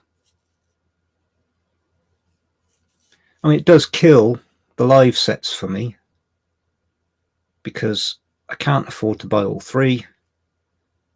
And for me, the live sets I don't need. There are other people, of course, who will buy the live sets and miss out on some of the others. But if they space them over the year, then I'd buy them.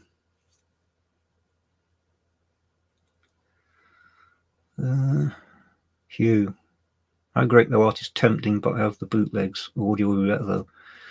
Yeah, that's it. The FTD session set should be the ultimate release of those sessions. So from that point of view, I think you should get them if you can afford them. Some of us are lucky we've got the extra money. There are other people, they're just out of the question. You know, paying the bills and buying food and clothes and things for kids and that, just has to be the priority. So, whereas if they spread them out, then there's more chance.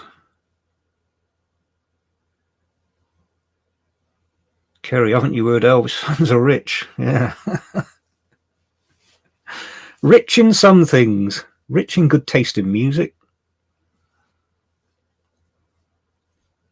Rich in having a sense of humour. I think to be an Elvis fan, you've got to have a good sense of humour. Stephen, the session box sets are amazing. The sound quality is so good. I agree. Yeah, I've got them all. Though hopefully there won't be many more making of big boxes costing 200 quid. That did hurt. I had to get it, but I'm not saying it's not worth it. It's a fantastic set, but there are people who can't afford it.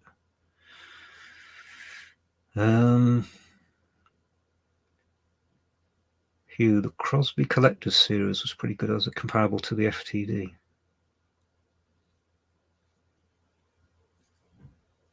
Never seen it. So they've been releasing. Have they been releasing the sessions then?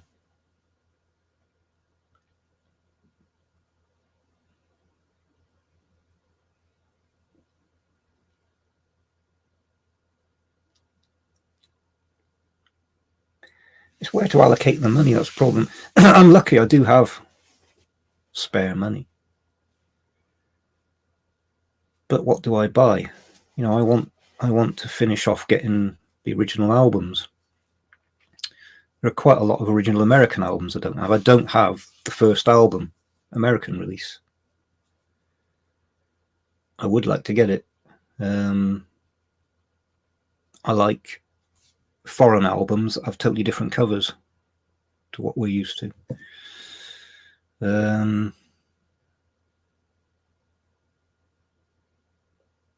So where do I spend the money? That's the question. Mark, I bought the potluck sessions, but they were reproduced by someone on eBay. It cost me a lot less. Yeah, I've seen people doing that. You can buy the entire FTD output on CDs quite cheaply. So that is an alternative. Maybe that's the thing to do with the live. Paul, I see Dylan is releasing Shadow Kingdom as a double LP. Yeah.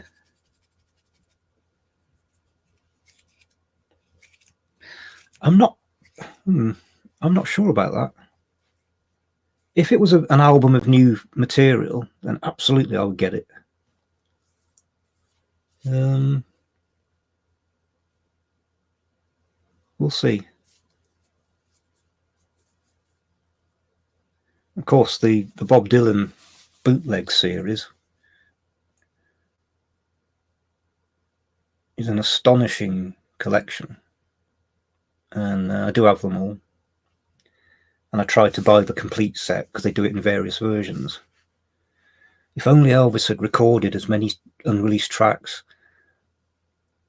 I really can't understand.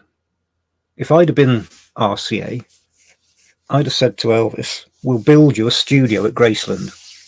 Anytime you want to go in and sit down and just pick your guitar up or sit at the piano and try something, it'll be recorded.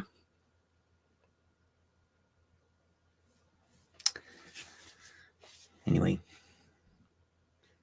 1962 Jivatone, hello. Great to hear alternate takes, but perhaps other than Blue Eye sessions, would you say RCA generally chose the best takes? That's an interesting question. Did RCA choose the takes or did Elvis choose the takes? I was under the impression that Elvis decided,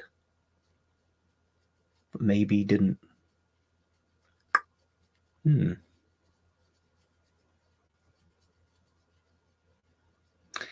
There have been, you're going to put me on the spot and say, what were they? There have been songs that I've thought, why didn't they use that? But put me on the spot and say, what were they? One One that springs to mind immediately that's not the 60s is the bluesier version of the Christmas song. I'll Be Home on Christmas Day, bluesier version. I much prefer that to the one. There's nothing wrong with the one release, but I much prefer that one. But that's an interesting question. Next time I go through them, I'll have to write a note where I think I actually prefer that. Again, Bob Dylan, that's a big thing. There are versions of Dylan songs that you'll probably know, but there are far superior studio versions. Dylan recorded the same song in many different styles, and there are some astonishing performances. Hugh, Rolling Thunder Review is also getting a cinema screening. Well, that would be interesting to see. Are you going to go and see it? I would go to the cinema to see the Rolling Thunder Review. Hugh, Warren Beatty originally wanted Dylan to play Clyde Barrow in Bonnie and Clyde.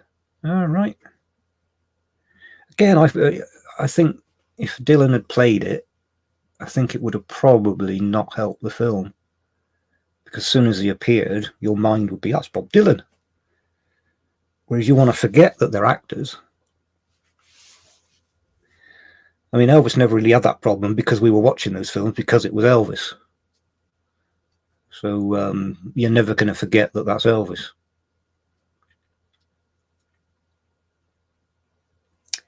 Kerry, they keep saying Elvis record sales are down, but that's because of all these limited edition releases that are not being counted. This is one of the problems. I'm sure you've got, the acts that, well, we can't really say sell because most of the purchases these days are not physical, which to me is bizarre. Paying for something you're never actually going to own. It's just digits on a computer that could vanish at any time. I am sure that if you take physical sales of albums and CDs, that Elvis is outselling a lot of the leading artists. But the sales are being dispersed amongst many different releases by companies that aren't reporting sales. And so a lot of Elvis's sales that have happened over probably the past 20 years are never going to appear, never going to be counted. That's what I think. Ronan Steady recorded at home on Monkey Tape Machine. Yeah, with out-of-tune guitars. Yeah. That stuff's so hard to listen to. There are a few performances that are really, really good. And I'm glad we got them to hear him singing other songs, but oh dear. My great dread is that somebody that thinks, hey, I'm getting into Elvis, goes and buys one of those.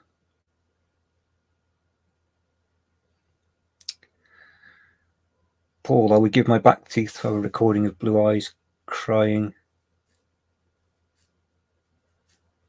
Oh, in the racquetball court when he sat down at the piano.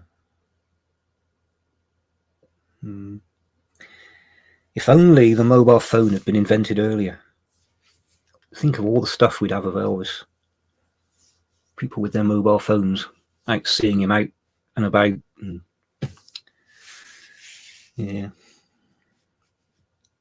This is the problem. He happened just a little bit too soon, if you think about it.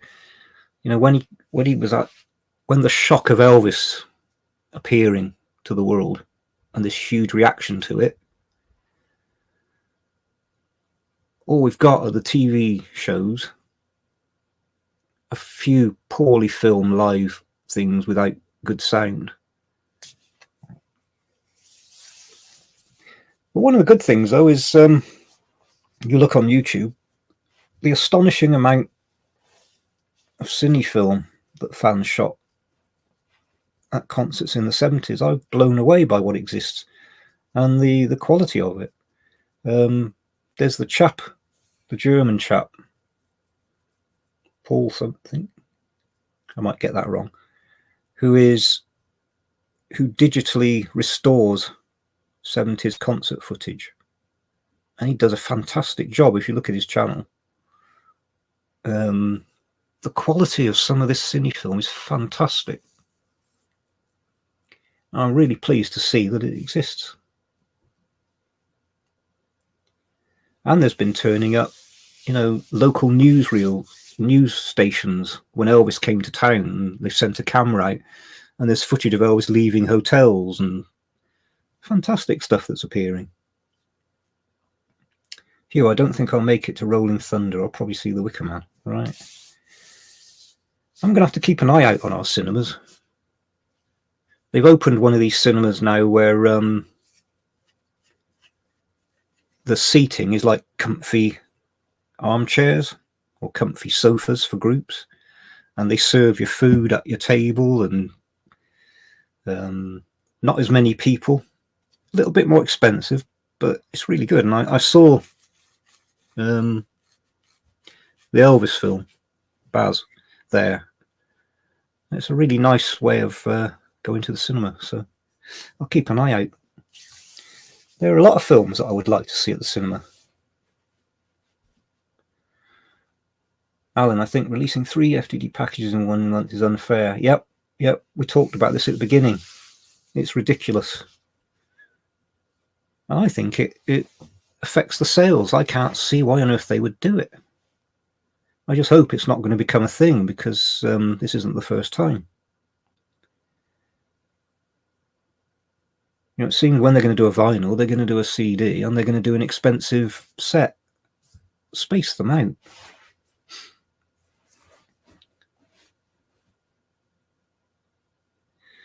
Hugh, similar with the RPO recordings. Yeah. I noticed that people who were reacting to Elvis on YouTube, I do like to watch, because some fantastic reactions. Some new Elvis fans have been created, people who've never listened to Elvis and are blown away. But sometimes they do play the orchestrated versions. People do say in the comments, go and listen to the original. I did buy the orchestral, but I've never actually played them, and I don't think I ever will. Hugh, I think more newsreels turn up as news archives are being digitized. Yeah, that's true. Paul, don't give Orca credit for much, but his restricted access created a mystique that definitely announced Elvis's star. Parker. When I saw Orca, I thought, what's Orca? Parker. Yeah, restricting access. This is one of the problems today with big stars. There are no big stars really anymore. Garbo was the same. The huge mystique around her was the fact that she didn't give interviews, didn't appear on the celebrity scene. She just made her films, put them out, and had a private life. And it became a thing. For the paparazzi, can we get a photo of Garbo? And I think that was true of all the stars. The stars these days who have to give their opinion on everything basically prove that they're morons, that without a script in front of them, they're morons, most of them. And it's killed the film star when you think about it. Celebrity isn't what it used to be. People become celebrities now for the most pathetic of reasons, with no talent. But that's the world we live in. Alan's going to see Elvis concert with RPO at the end of October. It'd probably be very good, probably very effective to hear an orchestra playing live. But it's not an album that I want to listen to. Hugh Walker's Richard Harris film.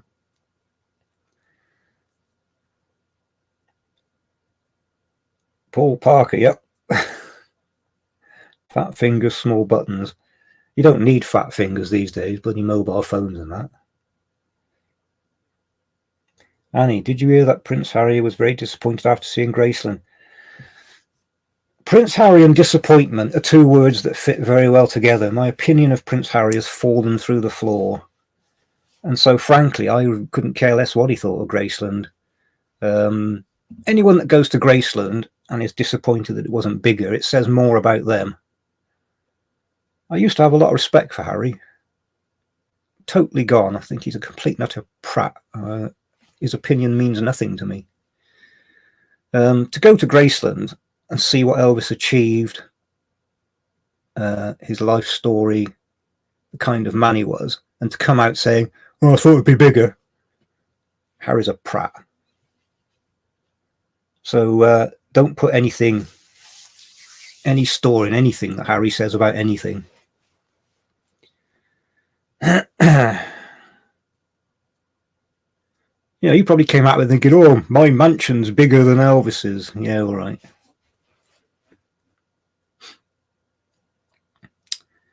People have said for years they thought Graceland was bigger. Exactly. Elvis wanted a home. This is it. Elvis wanted a home. He didn't want a grand mansion to show off. When you think of the houses that Elvis lived in growing up, Graceland was a massive mansion to him. And it was his home. It wasn't a show. These people who live in these huge palatial mansions with, like Harry's, 16 bedrooms. What is that about? Kerry, it's been over 2 hours. I have to go. Well, thanks for coming. You made it before me this time. These streams do seem to go on, but I've got nothing else to do. I'm happy chatting with people. So see you next time, Kerry. Tony, Prince Harry. Yeah, the best thing to do is laugh out loud. He's only a prince. Elvis was a king. Paul, Harry, spare, other words come to mind. A lot of words come to mind. Can we get Prince Harry on the chat? You'd probably have to ask his wife. Can Harry come out and chat? Can you let him out the cupboard? Tony, Graceland was a family home. Exactly. That's it. It was Elvis's home.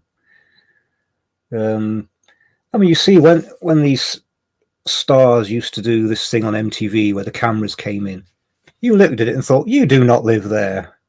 That's a show house. You don't live there. You've never cooked in that kitchen.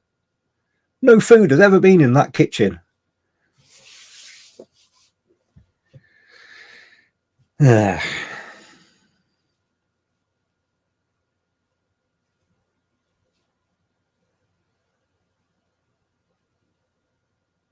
Rather than Prince Andrew, we'll get Andrew Lawrence to come on, as in. Anybody who doesn't know, Andrew Lawrence is a British comedian who was cancelled because he was funny, and you're not allowed to be funny these days. He does a brilliant Prince Harry. Hugh, MTV Cribs, that was it. Yeah, Cribs.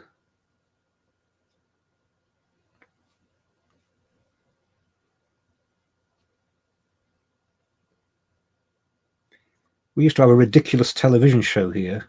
What's it called? Through the Keyhole? Where they went into a celebrity's house and filmed, and you had to try and work out who lived there for some ridiculous clues. Absolute nonsense.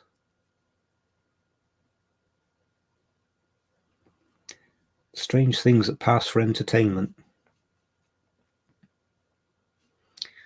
Alan, Harry was born into riches, Elvis earned his. Exactly. Although I am a monarchist, just so you know. Constitutional monarchist. We could get Prince Andrew on as well. Does he know Timey Kangaroo Down? Oh dear. Paul, I read somewhere that MTV based their Unplugged set on the 68 special. Yeah. Who was it who said that the 68 special was the ultimate Unplugged? Of course, a part of it, he did plug the guitar in.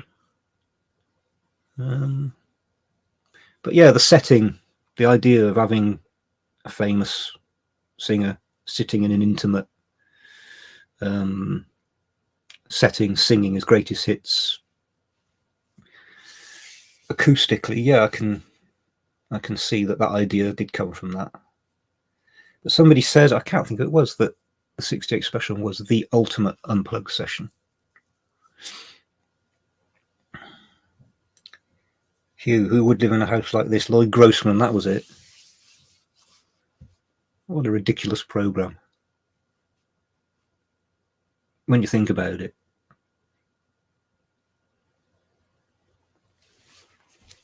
They should do one. Who would watch a program like this? Hugh Abbott and Olivia Newton-John followed the 68 special format after Elvis died. Don't remember.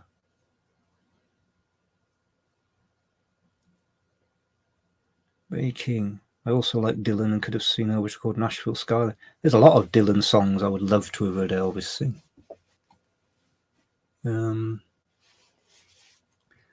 Yeah. The Blood on the Tracks album. I think Elvis would have identified with a lot of those songs. And of course the religious albums. To me, the thought of hearing Elvis sing I Believe in You or When He Returns,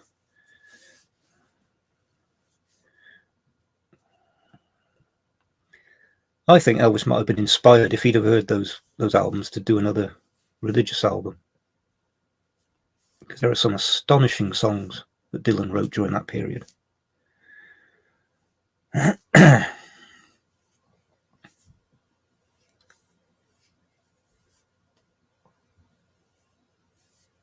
Of course, there's the few lines he does of I Shall Be Released. I would like to have heard him sing that.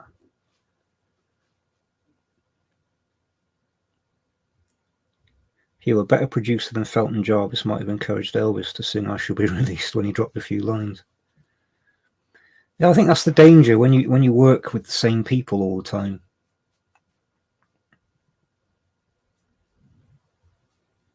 When you look at what he did at the Memphis Sound Studios, American Sound Studios, working with people with a different vision of what Elvis could achieve, push him to do different, to go further, to try something different. I think there is a risk, like with Felton Jarvis, that he had a view of Elvis that was like that, which is probably why the songs all started to sound very similar.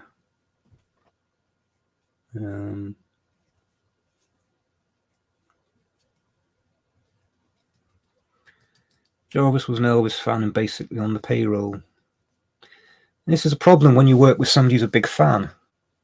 They're probably overawed and they like what's gone before, and that's their vision. Whereas you bring somebody from outside in, and they've got a new vision, and they sit down with Elvis and say, you can do this. So again, it's challenging Elvis. Elvis needed to be challenged. And if you work with the same people constantly, they're not going to challenge you. They don't want to risk losing their jobs if they upset you. And they have the vision of what's been before, and they think they need to keep reproducing it.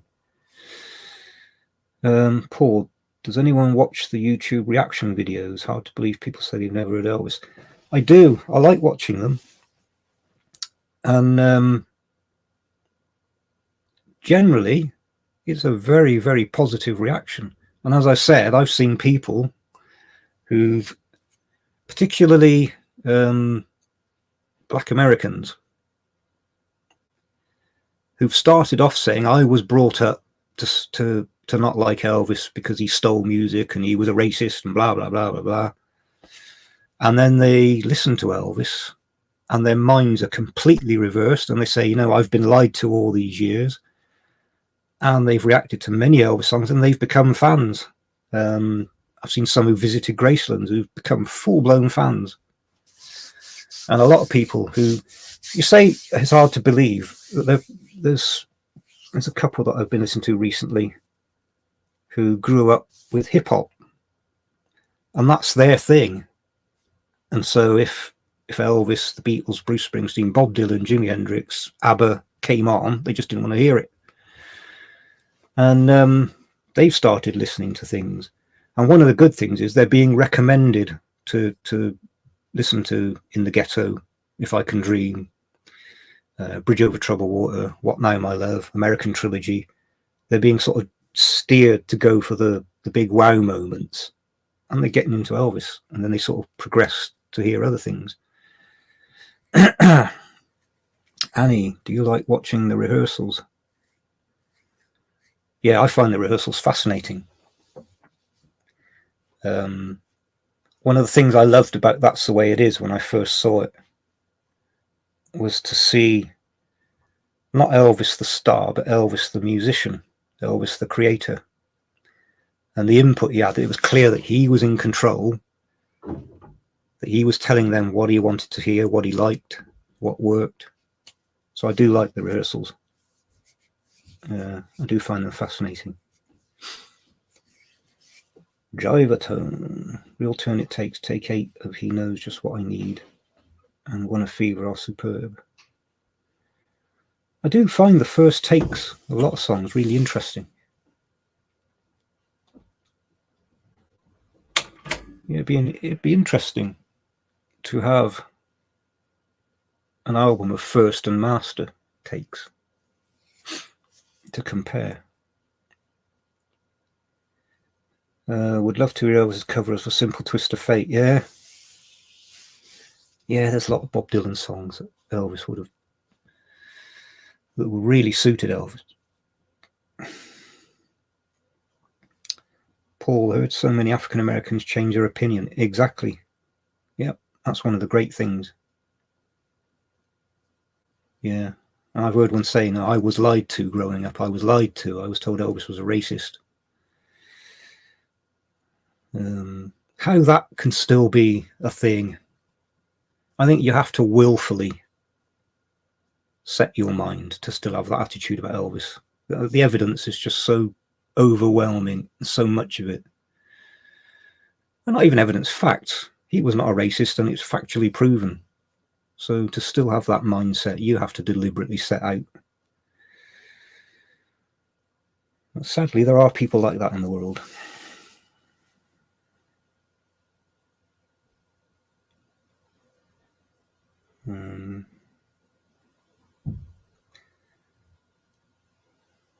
Alan, this is Elvis on tour stuff. Rehearsals, backstage banter really needs to be released. It's fascinating. Yeah, it is. And there is footage out there, of course, if you look. Unreleased footage. I mean, ultimately, what we would like is what they did with the 68 TV special, where everything that survives was just put out in one set.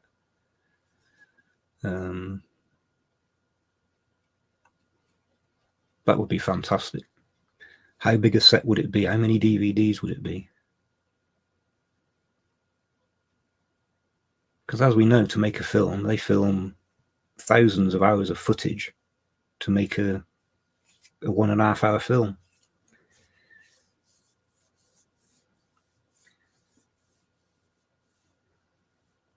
Paul, except Quincy Jones. Yeah, Quincy Jones, there's something wrong with him. I mean, Quincy Jones is a true example of somebody being racist. These days, they call people racist for the most ridiculous reasons, and they're not. He's a racist. We'll leave it at that. Wayne's TCB Vinyl, hello.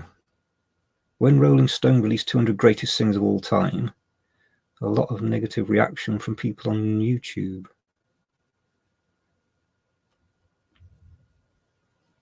Not seen anything. These greatest albums, greatest this, that, they are nonsense, really. Quite often, when you look at how unbalanced they are, the amount of recent things that appear in these lists. I noticed recently, and this is a prime example of what nonsense these things are. Throughout the last decades, all the film critics, what's the greatest film ever made? And they come up with Citizen Kane. I've seen Citizen Kane a couple of times. I mean, it is a fantastic film. I actually think The Magnificent Ambersons would have been a far greater film had they left it alone, but the studios cut it after Orson Welles had finished it. But Citizen Kane has always been generally referred to as it. Now, this is, of course, people's opinions. Most recently, they've now decided, a bunch of film critics, that the greatest film ever made was I think it was a 2-hour film made by a Belgian woman that I'd never heard of. Now, why is that now suddenly the greatest film ever made? Because she's a woman. And it's the thing now that you have to make a foreign woman the greatest director ever. Of course, it's nonsense. I've not seen the film. Maybe it is a fantastic film. Could it be the greatest film ever made? I doubt it. So, Elvis was 17th, I think. Yeah, I mean, it's nonsense.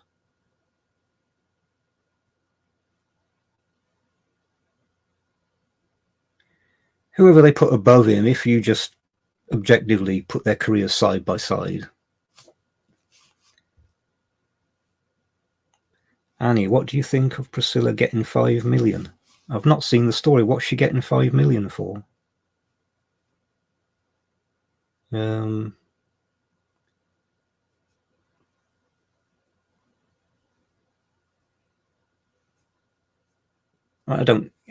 don't know what's true. I did see that she said she wanted to be buried in the meditation gardens.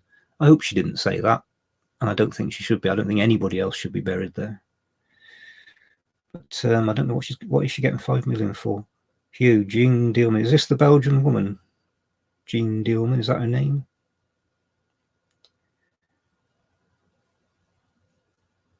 It's a great film. I'm not saying it's not a great film, but is it the greatest film ever made? Kurt, have a great evening. 4:25. Off to the gym. Oh my God, far too energetic. I was gardening all day. That's enough for me. Thanks for dropping by. See you next time. Alan, Annie, was that from the Riley settlement? What was being settled then? I'm completely missed out on this. Linda, hello. To back out of Graceland. What have I missed?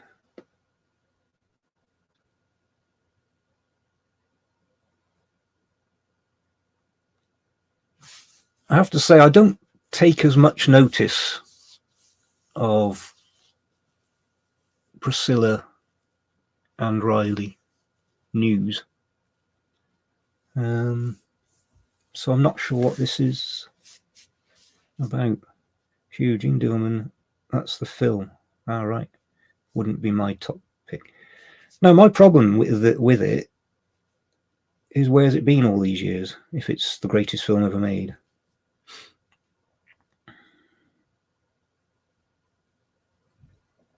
Alan Parks, the Lisa Marie Will. Ah, right.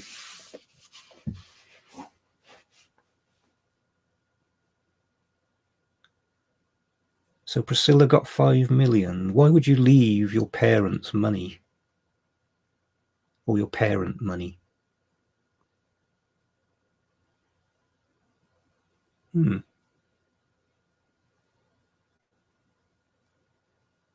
If I made a will, would I have left money to my parents?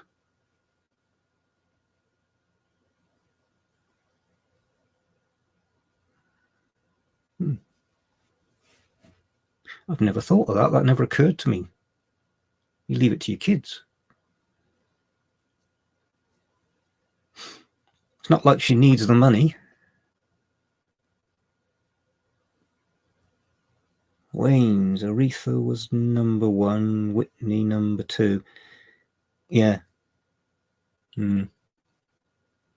Great singers.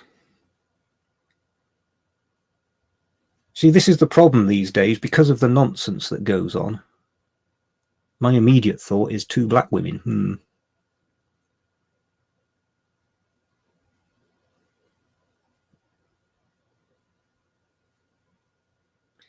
Annie, she took Riley to court. Wow. That's a pretty rotten thing to do. I can't believe that Priscilla's short on money.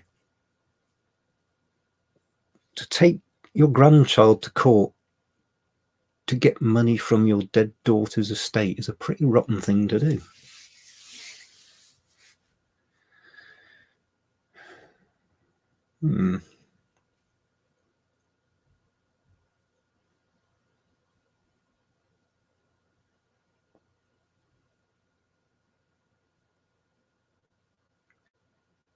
The will was amended by Lisa Marie, leaving everything to Riley and Ben, leaving Priscilla out.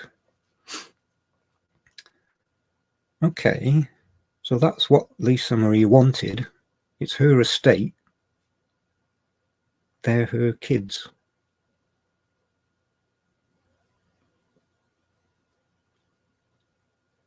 I think that was pretty rotten of her. She's not a poor woman.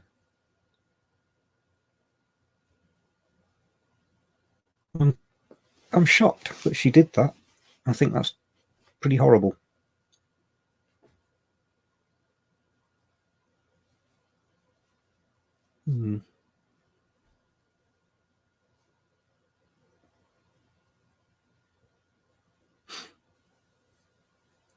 Ruiner, I personally couldn't stand Aretha's singing, all that screeching, as bad as Janis Joplin. I have nothing against Aretha. Greatest singer ever? No. It's you know, it's subjective, and quite often there are other reasons behind the choices.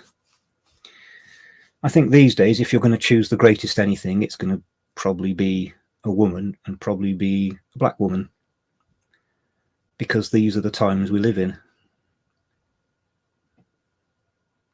You have to show how with times you are by being woken.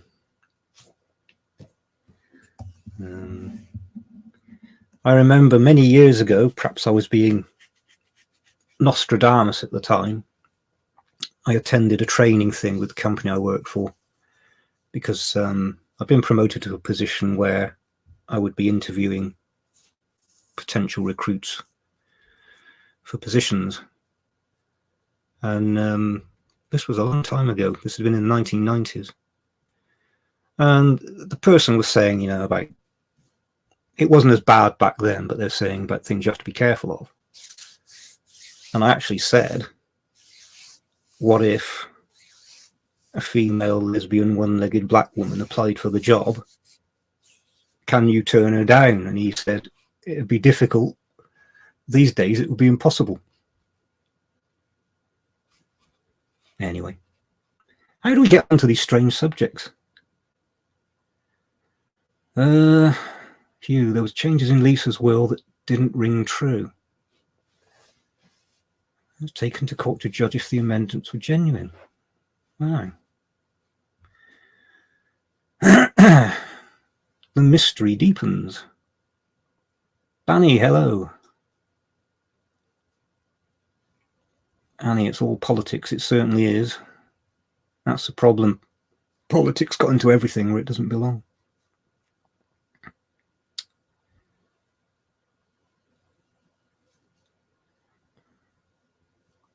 Wayne, lack of respect for Elvis's impact.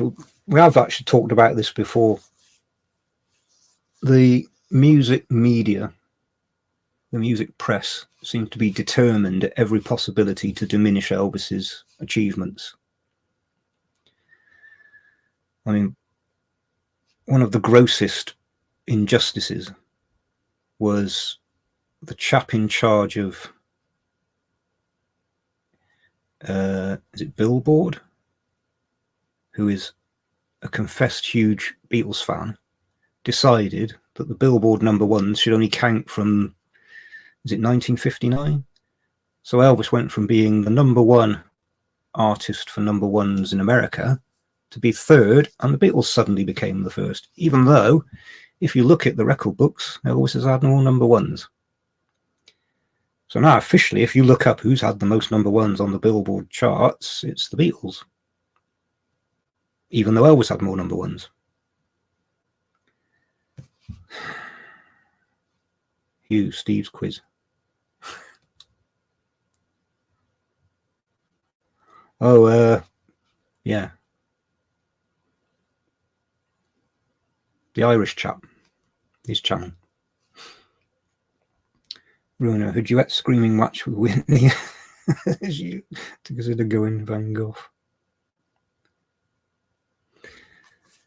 Yeah, I don't like these singers now that instead of singing one note, they do the 20-note riff. Mariah Carey was, ooh. Mariah Carey, I couldn't listen to her.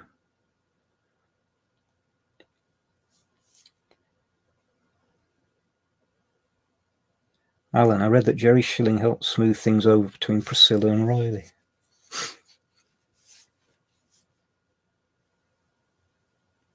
Good.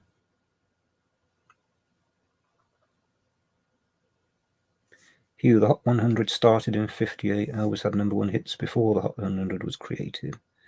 Then again, Bing Crosby had 38 number ones on the older chart. Ah, interesting.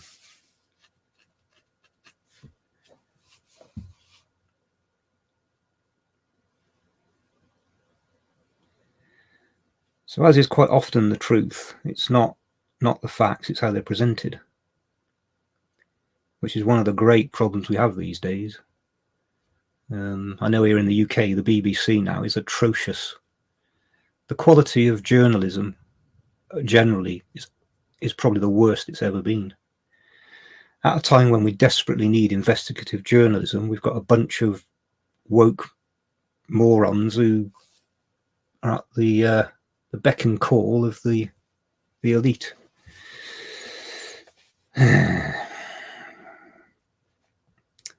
Mark, do you collect Elvis picture discs? I collect Elvis picture discs in that I collect Elvis. So if something comes out on picture disc, I'll buy it. I don't think I've ever actually played a picture disc back when I had a record player.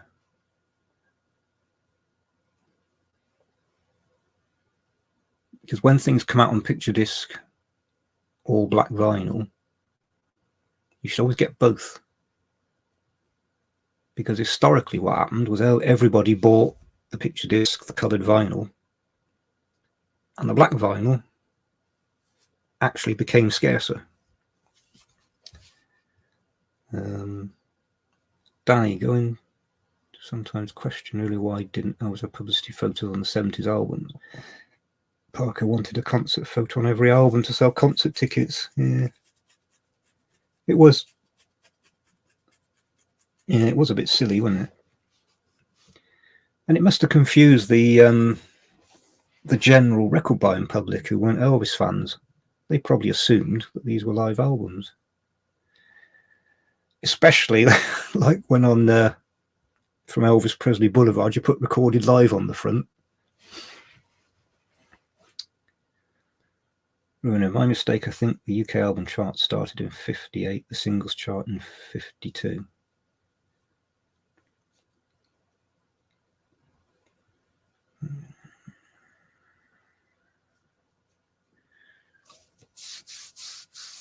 Bit of confusion about the charts. America had so many charts. The easy listening chart, the adult, what was it called? Adult orientated. Rhythm and blues chart, country and western chart. So many charts.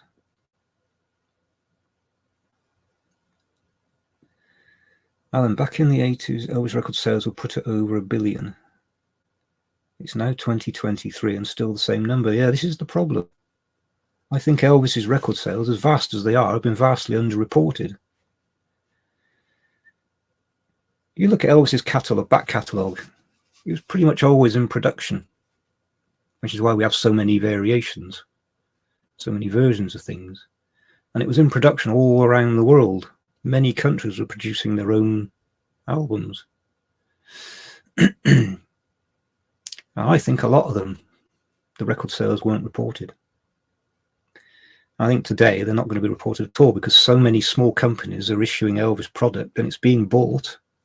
So as I said earlier, I think in terms of just total quantity, he's probably selling as many or more than a lot of big artists today, but they'll never be added to his total.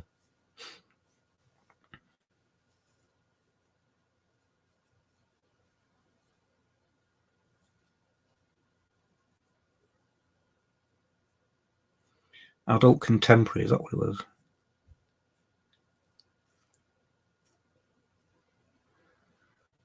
We'll never know how many Elvis are sold now. We won't, but 1 billion is far-fetched.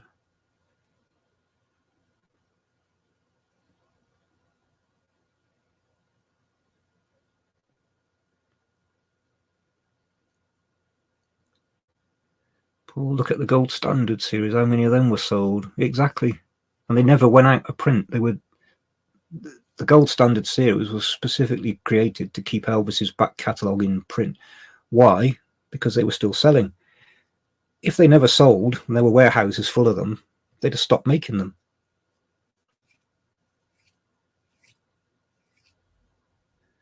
Annie, nothing is far-fetched as far as Elvis is concerned. If anybody's sold 1 billion, it's Elvis. We'll never know if he has. I mean, if you added up every album, EP, single, cassette, CD, sold all around the world, if you think about that, what's that going to come to? I suppose it depends what you mean.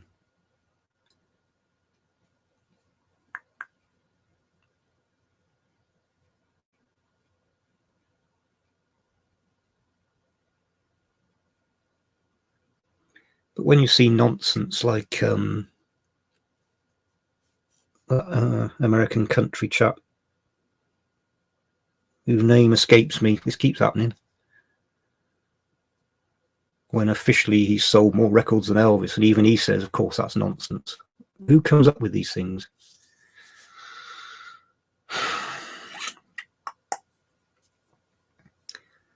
Making the previous Rolling Stone had Ray Charles at number 1, Aretha Franklin at 2, and Elvis at 3.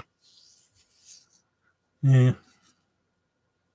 I mean, Ray Charles, great singer, greatest singer ever. Garth Brooks, that's it. Some nonsense that, oh, Garth Brooks has sold more records than Elvis. Who on earth came up with that? Even if you just stopped for 2 seconds and thought about that, you'd see that that was ridiculous. Making the latest list has Dylan above Elvis. I love Bob Dylan, but great singer. Bob has a very interesting voice. He's not given credit, although he seems to have been given a lot of credit there. Dylan uses his voice like an instrument. He adapts it to the song he's singing. And he can sing. But better than Elvis. Even he would laugh at that. Annie, it comes to 450,000 Elvis impersonators. Yeah, I think the less said about Elvis impersonators, the better. Both Paul McCartney and Garth Brooks say they know Elvis has sold more than anyone. Yep. Yeah, I read Paul McCartney. He used to believe that the Beatles were the biggest selling, and he said after he visited Graceland, he said, I saw for a fact that Elvis has sold more records than anybody else, than us. Ruiner. Garth sucks, more like. Garth Brooks is obviously extremely popular. In America, though, he's probably not that popular anywhere else, but he has sold an awful lot of records in America. So he must be doing something right. He doesn't appeal to me, but... Danny, Elvis once said on stage, give me a drink of water. That feels like Bob Dylan has slept in it, yeah. Yeah.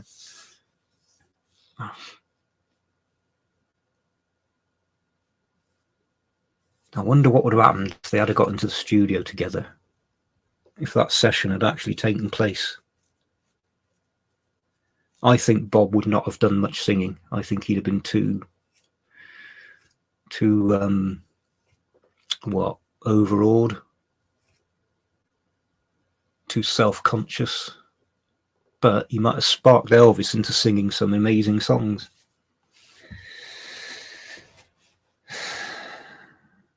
There are so many what ifs.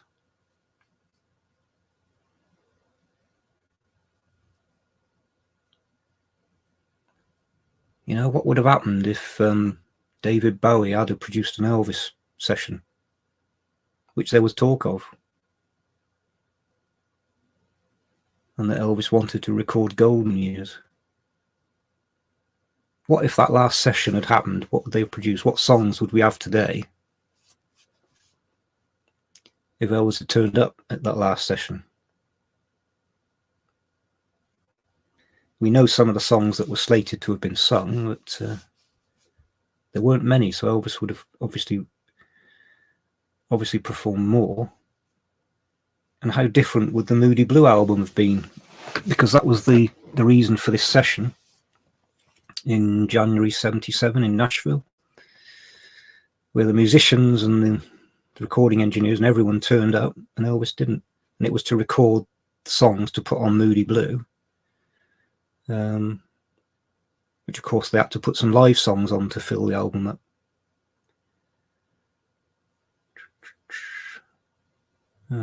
Hugh, I've been a fan of Garth since he came on the scene. Massive in Ireland, right? He was performing in Ireland last year. Never heard a thing about that. He's obviously very popular. Paul, why do music academics always base everything on American sales and not world sales? Yeah. Well, there are Americans who can only see America. Can't see outside it. You see some of these videos, I know that they choose the idiots, but some of these videos where they ask young American adults general questions about geography, history.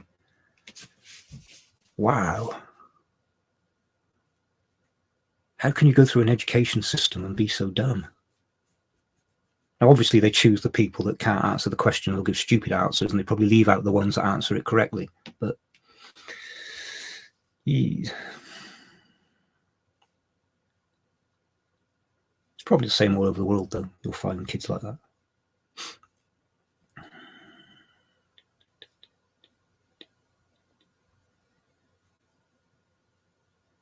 I don't think anybody other than Felton was going to produce Elvis for the foreseeable future.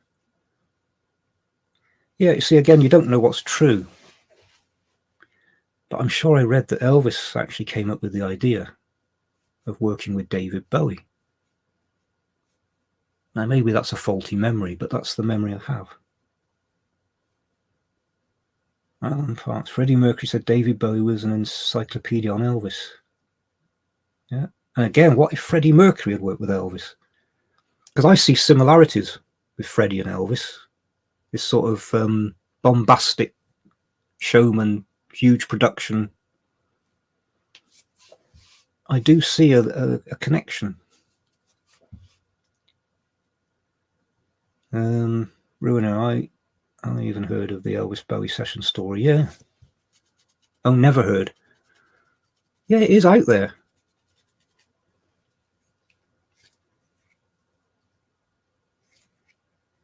Yeah.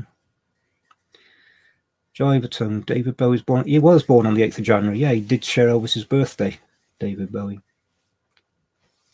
That is true.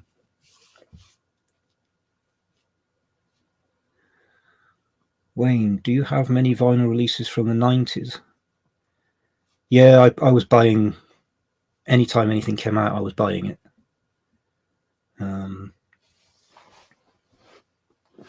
You can't see, but I've got shelves all around me just full of vinyl. I do try to sort it, but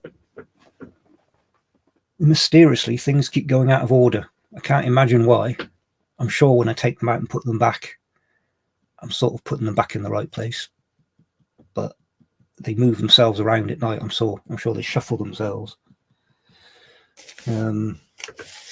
Like my latest blue Hawaii, which I think I really must recount them because I'm getting confused. I think it's number 34. I think.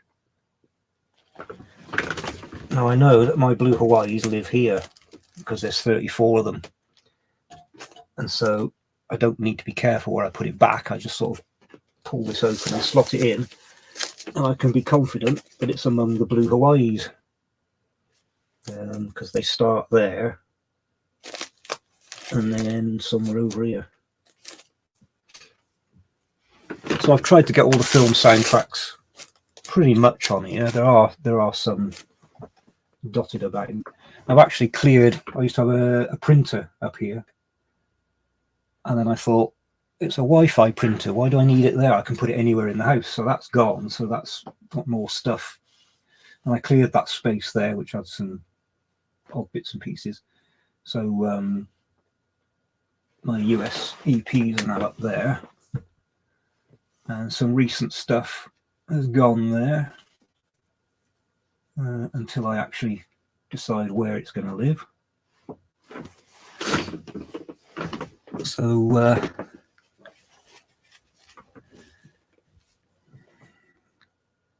for the asking, that's the album that never was, if I remember rightly, which would have been a good album at the time. Hugh, Elvis was completely insular and insulated as an artist. Yeah, that's the problem. Because he was so successful, there was this pressure for him not to do anything different, to keep regurgitating the same, which for any artist is going to be stifling.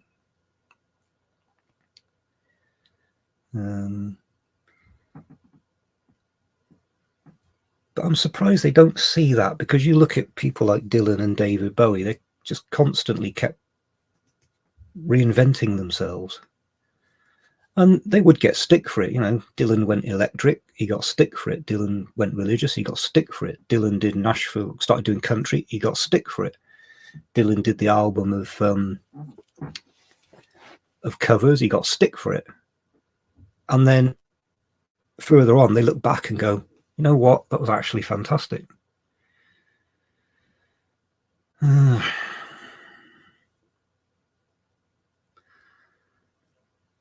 Paul, as was Shirley Bassey born on the 8th of January?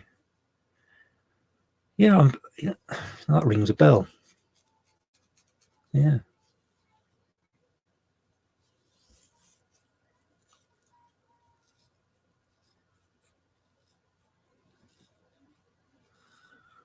Yep, everybody's agreeing with what you said.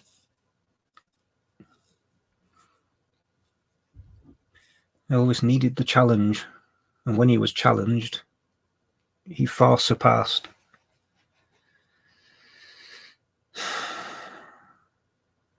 As I said before, that's why, you know, it's tragic he died when he did. But it is tragic he died when he did, because I think a change was coming. The fact that he, you know, talked about working with David Bowie as a producer, the fact that he said that things were being put into place to perform in London, that he reacted to Elvis what happened by saying, I'm going to show them, that he fired some of those people around him. I think he would have risen to the challenge again.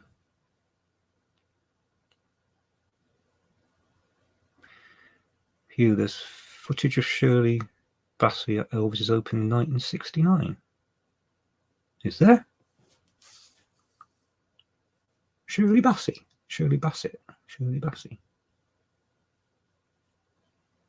Mark shares Frankie Lane's birthday.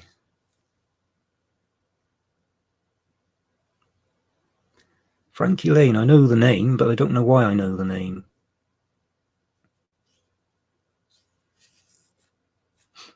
Frankie Lane, singer. Another thing about A Star Is Born is all the songwriters brought in to work on that film. People Elvis would never have otherwise worked with. New producers and musicians. That's true. That's true. Yeah, I'm sure he would have done a fantastic job. And possibly it would have been the greatest performance of his movie career. I just do wonder what it would have done to his image. Playing a washed up superstar. Mark Blanken, Rawhide.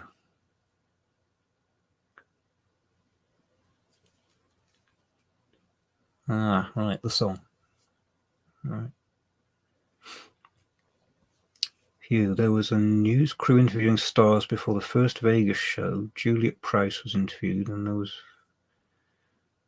a second of footage. Right.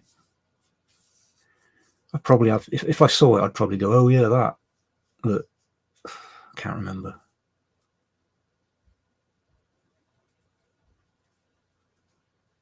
I mean, isn't it fantastic that footage has appeared of Elvis on stage in '69 in the black suit? Interesting to know just how much of that show was recorded. Alan, according to Ron Strauss, pilot of Lisa Maria, was playing a '78 World Tour. Yep. Too many people who were around Elvis have now confirmed that for that not to be true. Elvis's tour manager, whose again name escapes me, I heard him on an interview saying that when the tour ended, that Elvis was due to start on the 17th of August, he was already booked on a flight to London to go and negotiate the venue. Elvis told his costume designer to start designing some special costumes for London. I can't remember where I've read this, but I'm sure that I read that the Lisa Marie was licensed for international flight as well about that time, and that he told Priscilla, she's confirmed, that he told her that he was going to perform in London.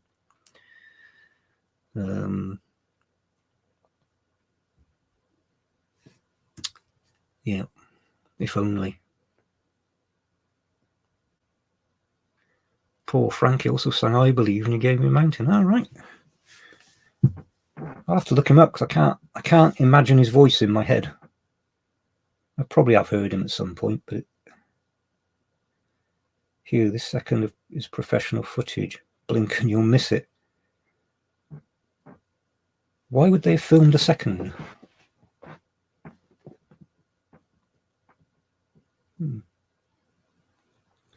Mark, yes, mate.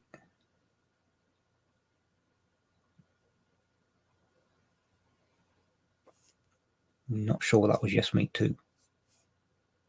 What time is it? Blimey, it's nearly 10 o'clock.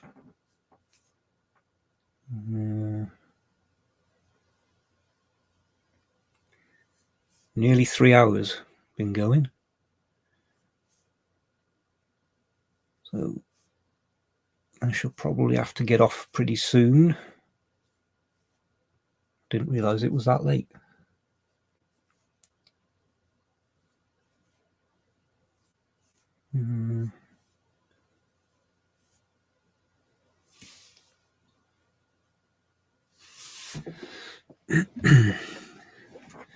Well, here it's bank holiday Monday, a public holiday tomorrow, so no work.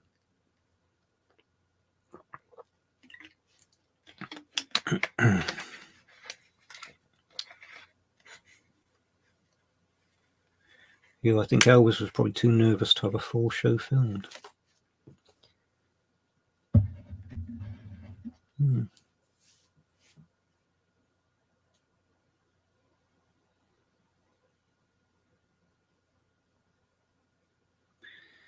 It is surprising that they didn't make a point of recording that first show. I would have not told Elvis that we were going to record it, but I recorded it anyway. And if it had turned out not to be good and flopped, which it never would, you'd just erase it. But you'd have thought they would have recorded it. You bank holidays, no work, exactly.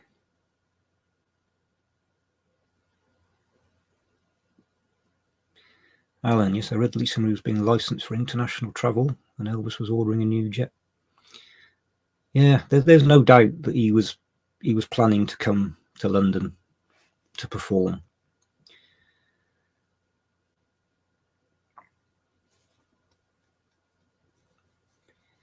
You have to look it up on YouTube. The chap who was designing Elvis's costumes, who wasn't Bill Bellew for these, was it a Canadian chap whose name I never remember. You'll find a video of him, and he says Elvis wanted something special for London, and that he designed a suit with lasers built into it that could be activated. And that Elvis was very excited with this concept. And that after Elvis died, one of the chaps he worked with, the impression I got was pretty much stole the designs and went to Michael Jackson. And Michael Jackson actually wore a suit at one of his concerts that had these lasers built in that had been designed for Elvis. Jean Doucette, that's the name. Thanks, you. Look up his video if you haven't seen it. He talks about some costume designs that Elvis turned down, including one that I thought would have been great. It was a cobweb. Hello, Lila. Where did jumpsuit concert come from? We know this. Elvis's karate outfits. When he was going to go back to live performing, he said, I want something I can move around in on stage easily. And Elvis did karate. And of course, you can move around in a karate. It's designed so that you can move around in it. So that's what the originals were based on. And of course, they were two-piece originally. So why he moved into jumpsuits one-piece, I don't know. I've never actually seen anything about that. Why did he go from the original concept into jumpsuits? Because I'd have thought the two-piece you could move around in far more easily. But yeah, it was based on the karate suit. Does anybody know why he switched into jumpsuits? Can't say I've ever read anything.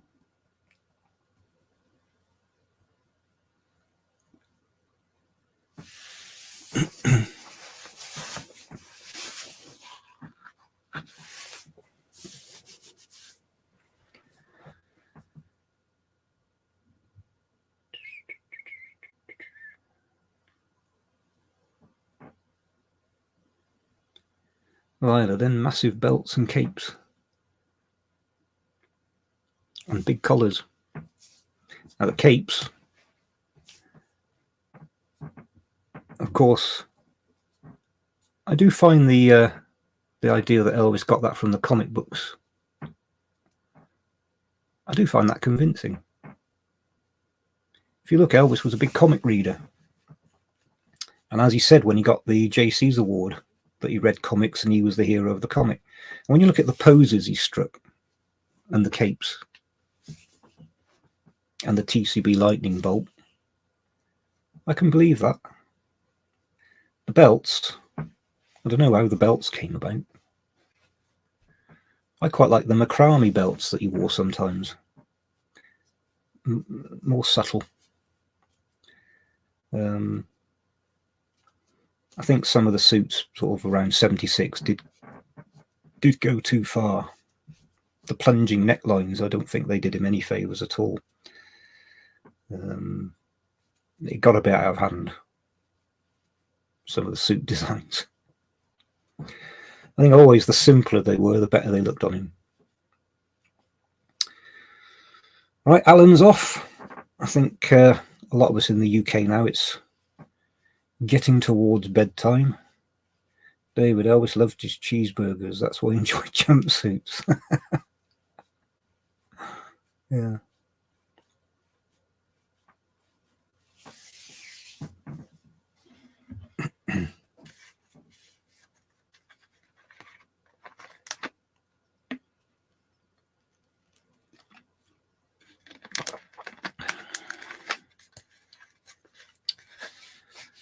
So I think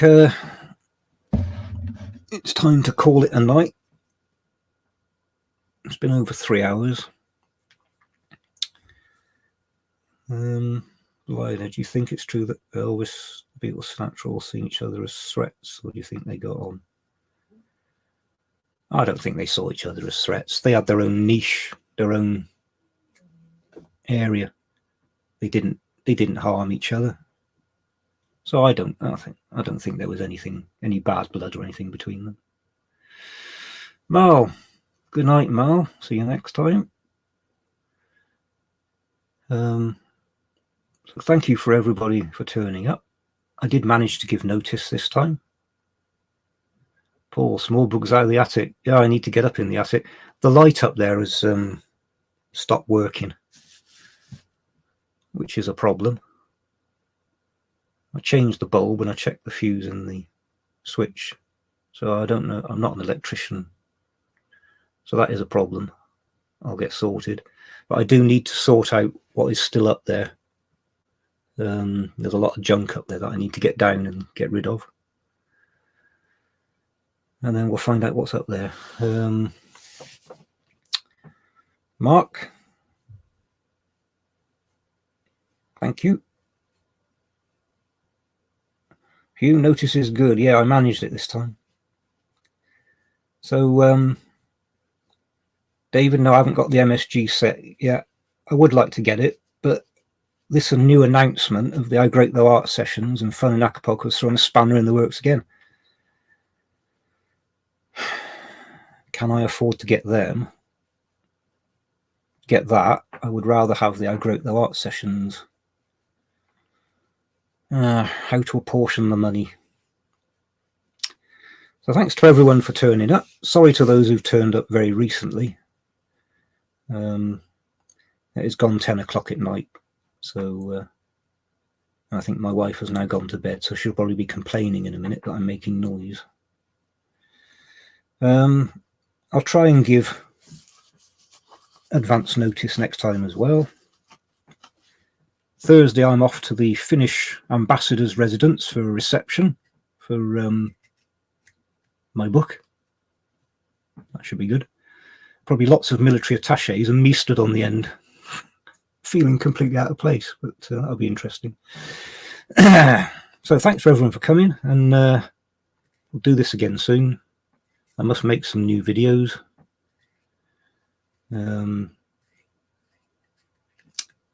And thanks you, and see you all soon. So bye for now.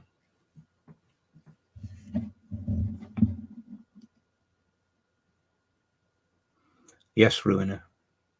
My wife's a trained KGB assassin. I've worked that out. Got to keep her happy.